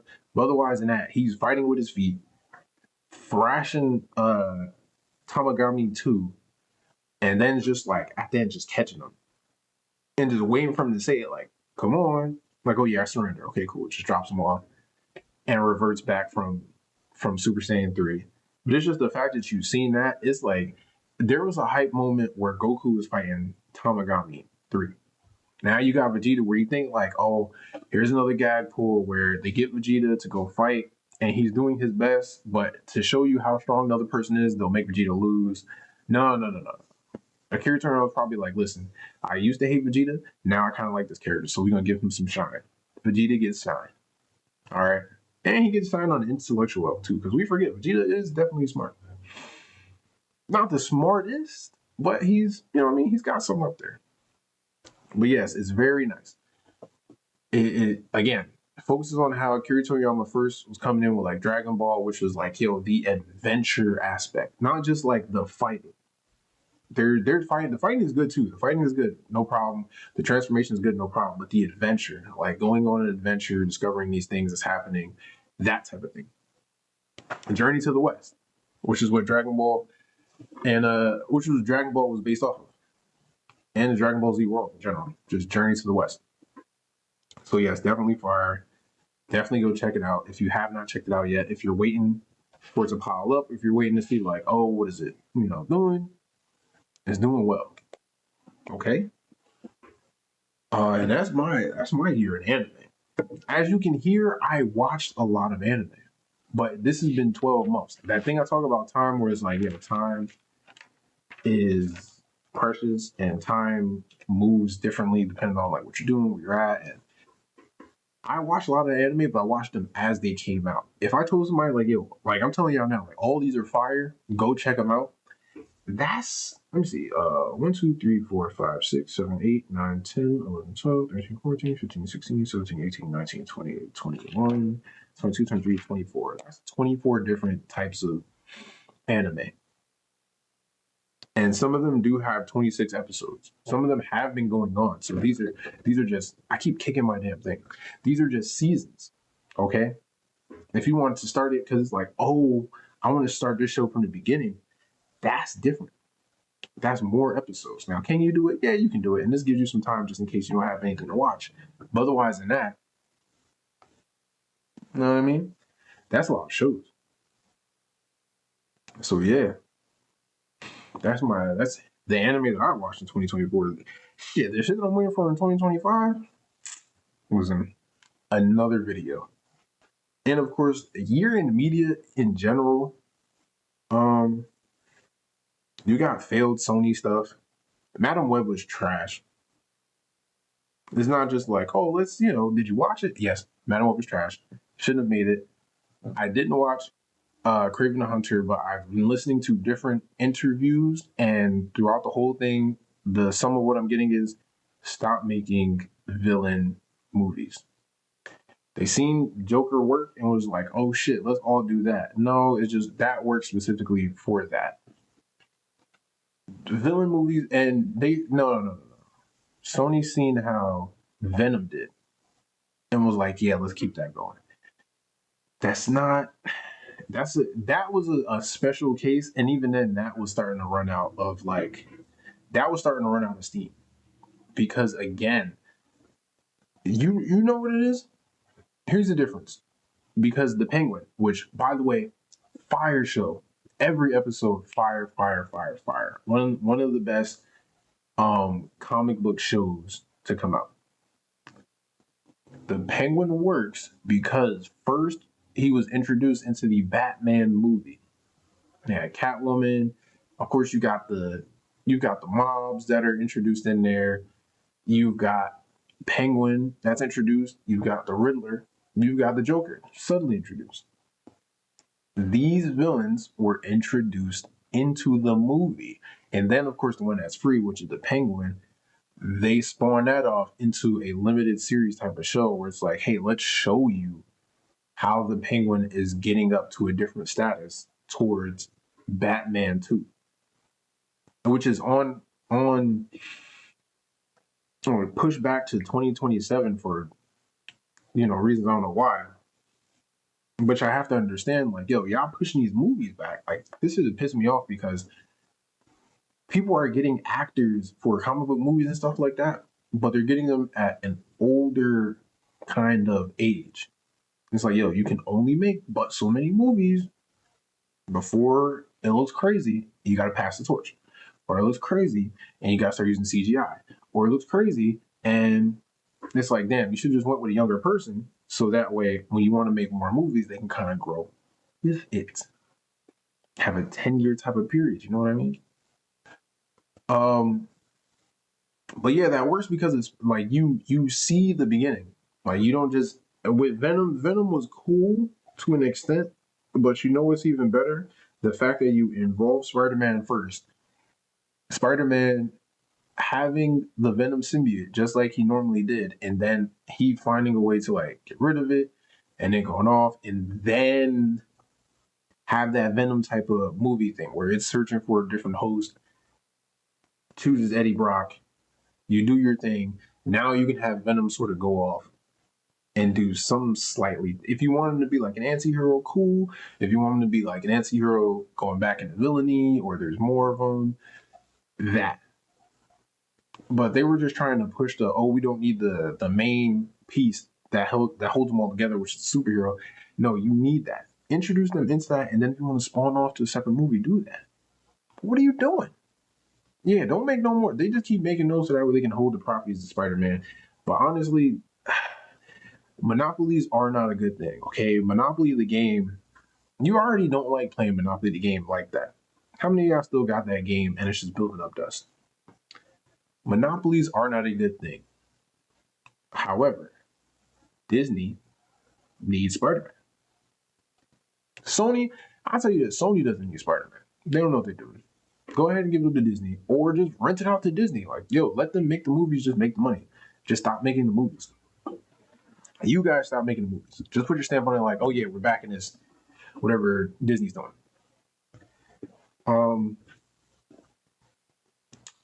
What else?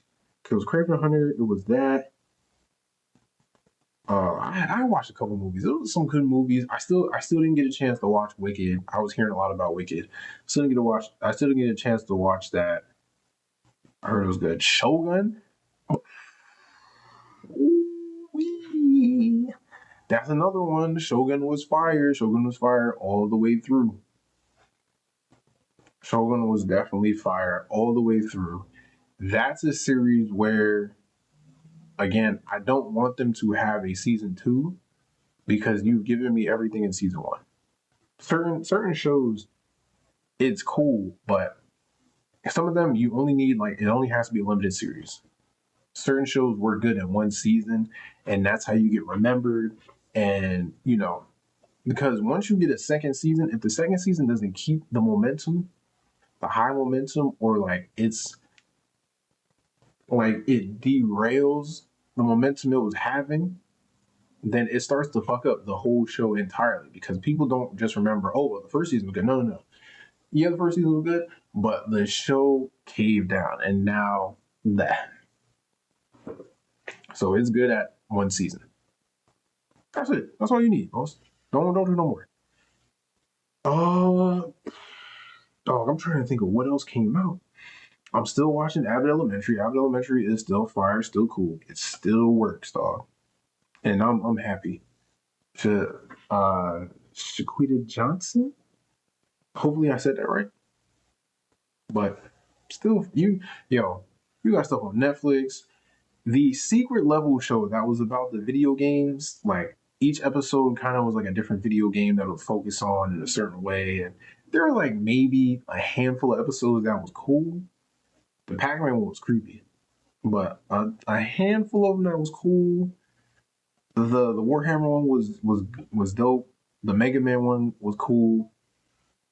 A couple of them though was just like, nah, I could do without. Like, you should have, like, don't do these like Concord and some other type of shit. And the last one was just like a big one, or just it's a player and it's PlayStation. And they're trying to run from the PlayStation games and all this. Like, listen, just do the popular stuff, boss. There's some popular games out there. Just do that. All right. When you're doing these shows, just hit the popular notes, and then when you get it cooking, some of the lower, like the less popular ones. That's all. Y'all be doing the most. Again, don't do the most. The more I say it, the more you'll get to understand. Like, yo, this is what it means to not do the most, and to do the most in certain areas. Okay. But as far as I can remember, that's it in media for me. No, because media includes this dumbass rap beef between Kendrick and Drake. Man, the moment in history. You could already you know who won. Kendrick won. Okay. And mind you, I listen to J. Cole. Excuse me. I listen to J. Cole, I listen to Drake, and then Kendrick. But Kendrick won. Kendrick got that. Congratulations. You're the when it comes to beefs with a particular rapper, then you got it. Because that's the rapper that like had all his business.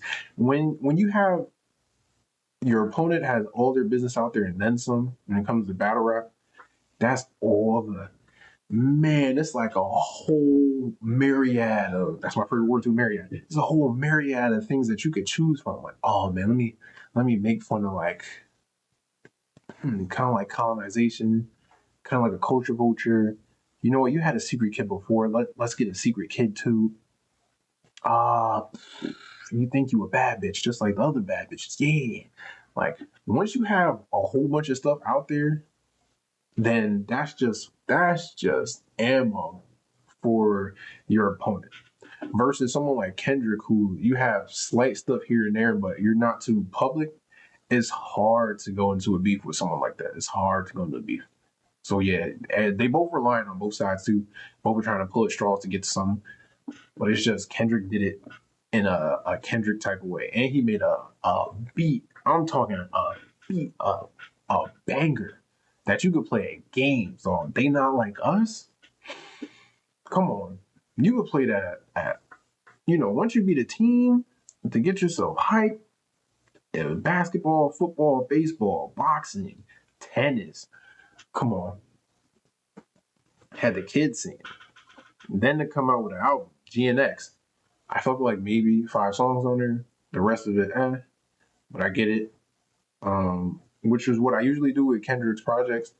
I'll listen to it, I'll get it, like okay, that's cool, and then you know I'll have it still in the iPod, but otherwise in that I kind of won't replay it. Like it's not getting constant spins like my J Cole songs would get, or some of my Drake songs would get. Like it wouldn't get that many spins like that. But I still like the music. Okay, I still putting out some quality music. And J Cole had his things, but then when it was that moment, like people that didn't understand J Cole and don't understand J Cole, oh man, you should do this and that. Oh, that's such a bitch. It puts a blemish, this and that. Come on, boss. Come on. And that's a J Cole thing to do. But we like yo, like as loud as you are with the mistake, be as loud as you are with the my bad. Okay, you make a loud mistake. Okay, cool, yo, listen, that's my bad, and you gotta commend him for that. But he's still it's still on the same thing. Oh man, I can't listen to when he says he'll kill anybody on the track. If you listen to it, he's talking about yo. If me and you are in this booth and we're going on the same song, I'm going to put the better verse out. That's what I challenge you with. I don't the whole beef thing. I'm not, and you do the most at certain times where the internet comes into your head. They be like, oh man, maybe we should respond, do this. He talking about you, he dissing you, say something, and it was just not in you, but you still try to do something and it comes out kind of crazy because you did the most. You take it back. Like yo, it's my bad. If he wants to make like rap songs about me or something like that, then that's cool, it's fine. But I ain't with that. So keep rocking with me. And people do. Like, come on. We still waiting for the fall off. And he had this like limited podcast episodes he was doing along with the 10th anniversary to Forest Hills Drive. Yes, feel old, you old bastards. I'm with you. With 8 more tracks on it, which the 8 tracks I'm rocking with 6 out of the 8, which again is just making the album that much more fire.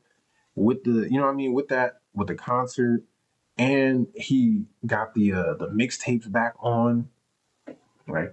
Come on, man. You'll never let me make me hate J. Cole. You'll never make me disapprove of J. Cole. In my eyes, I will put him at number one in that big three conversation. That's just it. The number 2 spot, number 3 spot, I don't care. The number 1 spot I give to J. Cole. Jermaine Cole. Who else we had? We had Doechii. Doechii came out with a banger. Schoolboy Q. I've been waiting for Schoolboy Q, dog, and Blue Lips comes out. So okay, cool. Now, Blank Faces, I still rock that. Blank Faces is my shit. It will always be my shit as far as like his album so far. Because Oxymoron was definitely. I'm a groovy type nigga. I'm a groovy type nigga. Pants sagging, nigga. Gangbang with you. That we talk about a playlist to go into the gym and just. But Blank Faces, I really, really liked. And this Blue Lips was definitely good. Um, One thing I've noticed, who else was Lupe Fiasco with the Samurai album. I never thought I would hear another Lupe Fiasco album again. Another Lupe Fiasco album that I would like because I do. And it was a concept. He was like, "Oh, I remember this concept where Amy Winehouse was talking about her being a battle rap and like her dream." So I just made a rap off that. That's rap type shit. It's a small concept. You like, yeah, I'm about to make a whole rap out of this. You out of it. You got it. And this is just. I know there's other albums and stuff that came up. This is just stuff I listened to. Stuff that actually came across to me, which was like, okay, cool. I'm gonna rock that. Um, but that. Uh, what other? I'm trying to think of other songs. Like I said, Dochi was fire. She's definitely, and she came out the park, like on all cylinders hitting. So that Dochi album is fire. Dochi album is fire. Leon Thomas. Leon Thomas with a cold R&B banger. Mutt is up there. Vibes don't lie. Vibes don't lie like the mouth do. What you talking about? Truth into just a few lyrics? Cause yeah, your mouth can say one thing, but the vibe you're giving off, the vibe that's going on right now, that can say something else. Oh, chill out. Chromacopia. First, let me say something real quick. Eternal Take 2, nah, it was all right. But Chromacopia, Chromacopia, Chromacopia was fire. Nothing bad to say about that. Tyler, he did his whole introspective thing, but then he got the fire tracks on there. And listen, Tyler Creator is good. Tyler Creator, he's definitely up there. You and at first you'd be like, is he up there? Like, okay, he's got a couple of cool songs, but as he's going over these albums and the themes in these albums and how he has his rollouts, he's up there, Russ. He's up there. Absol Soulburger. Rapping, doing what he do best, which is rapping his ass off, hitting you with some double entendres, hitting you with some triple entendres, hitting you with some entendres in general, dog. Absol the rapper. Good. Good, good, good. Goodness gracious. Denzel Curry with King of the Mischievous South. It's kind of finished. He already came out with it before, but then now it's finished.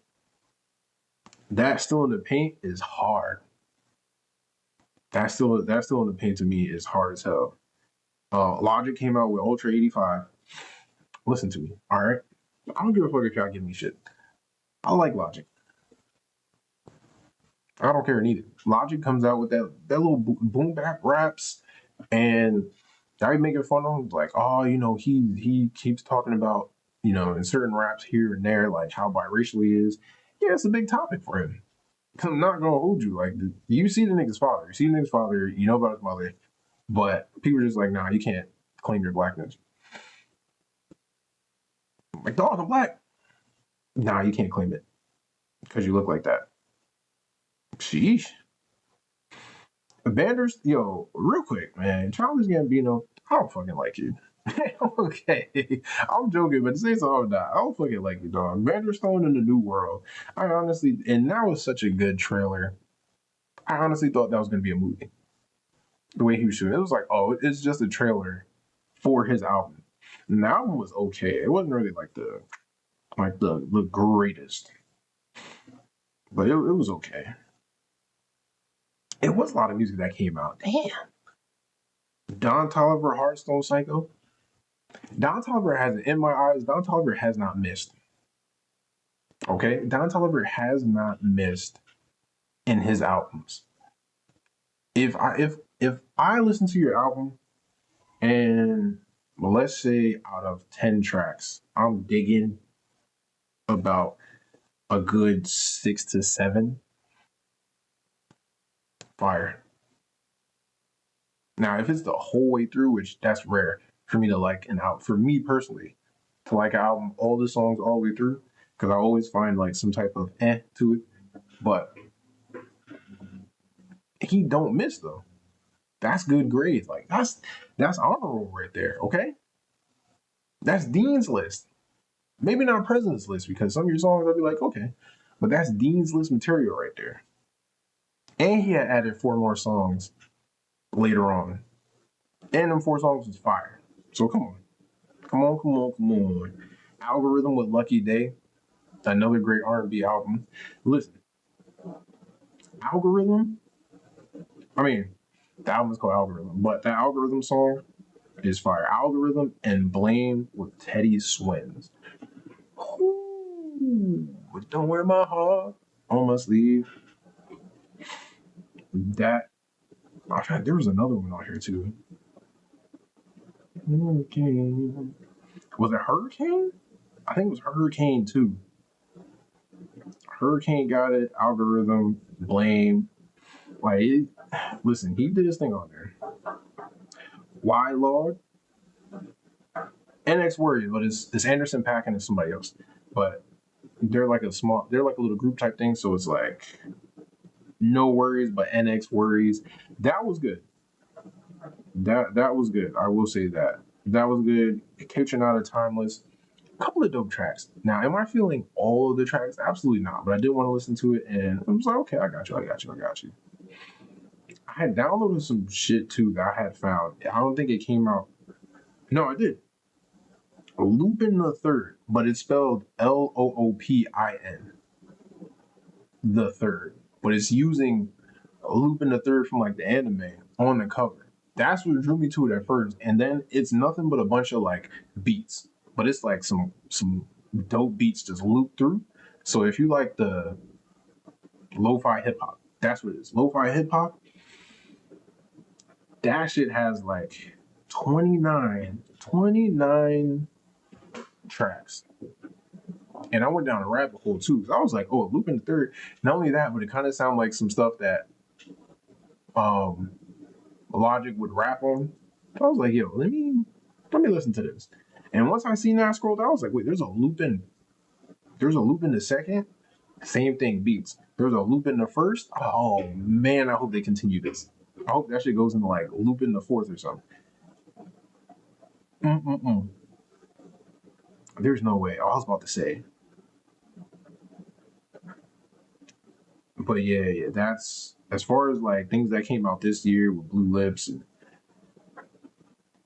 listen, man, it was a good. Now that I think about it, yeah, it was a good year in music. It was a good year in music, specifically hip hop, but it's a good year in music in general.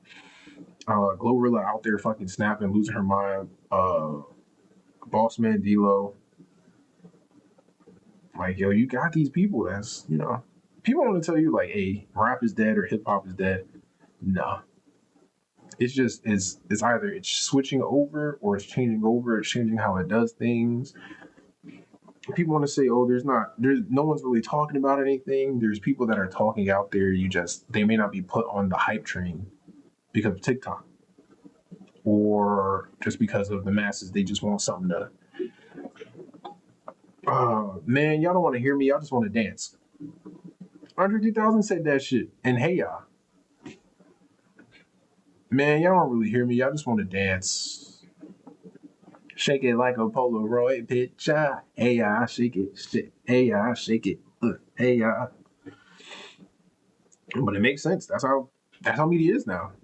Look at some of the popular songs that came about for TikTok. And media, TikTok counts as media too. Shout out to TikTok.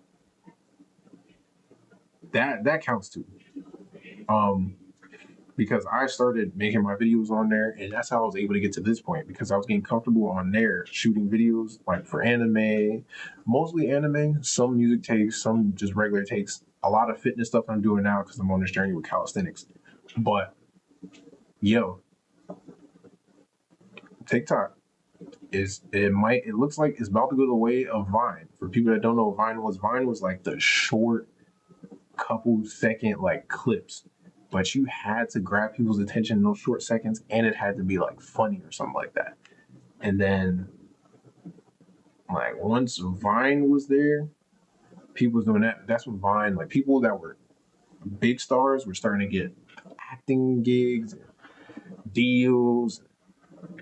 And then they went over to YouTube and was getting big. And then it's the same thing now where it's people on TikTok, and people have launched careers off of TikTok. I'm talking music careers, movie careers, acting, being able to be in those spaces, getting certain looks, certain jobs. So that's why it's a bummer where it's like, yo, TikTok is like they're taking it away just because they don't have enough control over it. That's all it is. America's like, oh, it's owned by a Chinese company. No other country that has TikTok is saying the same thing. It's just us. It's just us. It's just us. So it's like, damn, because I'm not super like well known on there, but I got me like a good 600. I think last time I checked, it was like 630 followers on there. Would I like to have that on here? Absolutely. But it's like 630 followers on there. And I'm getting into the groove of making my videos. But now it's like, you know, they take that away. The videos on there, you can make them up to 10 minutes. And it's just there. Like the ones you can just scroll it, the algorithm system, and the fact that you have like, you can make a minute, you can make about like, I think it's like a minute, 3 minutes, and 10 minutes. The other stuff, you can only make a minute long video, or you can make a minute and a half long video. YouTube, I'm trying to do more YouTube shorts, but it's just the amount of stuff I want to say. I'm just gonna have to just start making videos. I'm gonna get a different background, and I might just have my face in general. But in order for you to like, because I like the little, because some people they just like the shorts, they just like to flip through the shorts the same way they would with TikTok, in a sense. But you don't get the same amount of time. If YouTube was to increase, like, even if they increase it to 2 minutes, that would be fire. Because Instagram, they give you a minute and a half. For a yapper like me, I want to talk a little more than just that. But it's whatever, it just challenges me to do better. Which this year, I'm trying to get up to like 100 subscribers per se.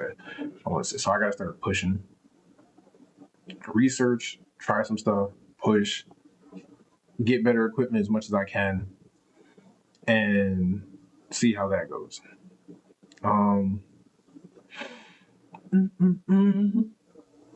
Yeah, that's it. After talking about TikTok, that was it. And let me tell you something. This is congratulations to me. This is my longest podcast episode. 2 hours. I didn't think I could dedicate that. And you know what I'm gonna do? I'm going to edit my. I'm gonna edit it. Usually I'll shoot these and then I create my thumbnails on iPad, put them up, and then I just load it up, put it on YouTube. Shout out to the people, because I don't like what you're seeing is what you're getting. Like I don't have to do too much editing, too much cuts away from anything. So I soon, I may start editing my videos. That's the next step. Is that searching for people to maybe partner up with to get a whole podcasting going, podcast team. I ain't got nothing but time to talk and get better equipment, because I'm using my webcam right now, but I want to be able to like I got a whole couch over here that I could probably use to just, well, you see part of it right here, but I got a whole couch I can use to like do podcasts with. Now that's like other equipment here and there. Otherwise, I got the equipment. Okay, let me just save up my money, get a little better. We're right in there.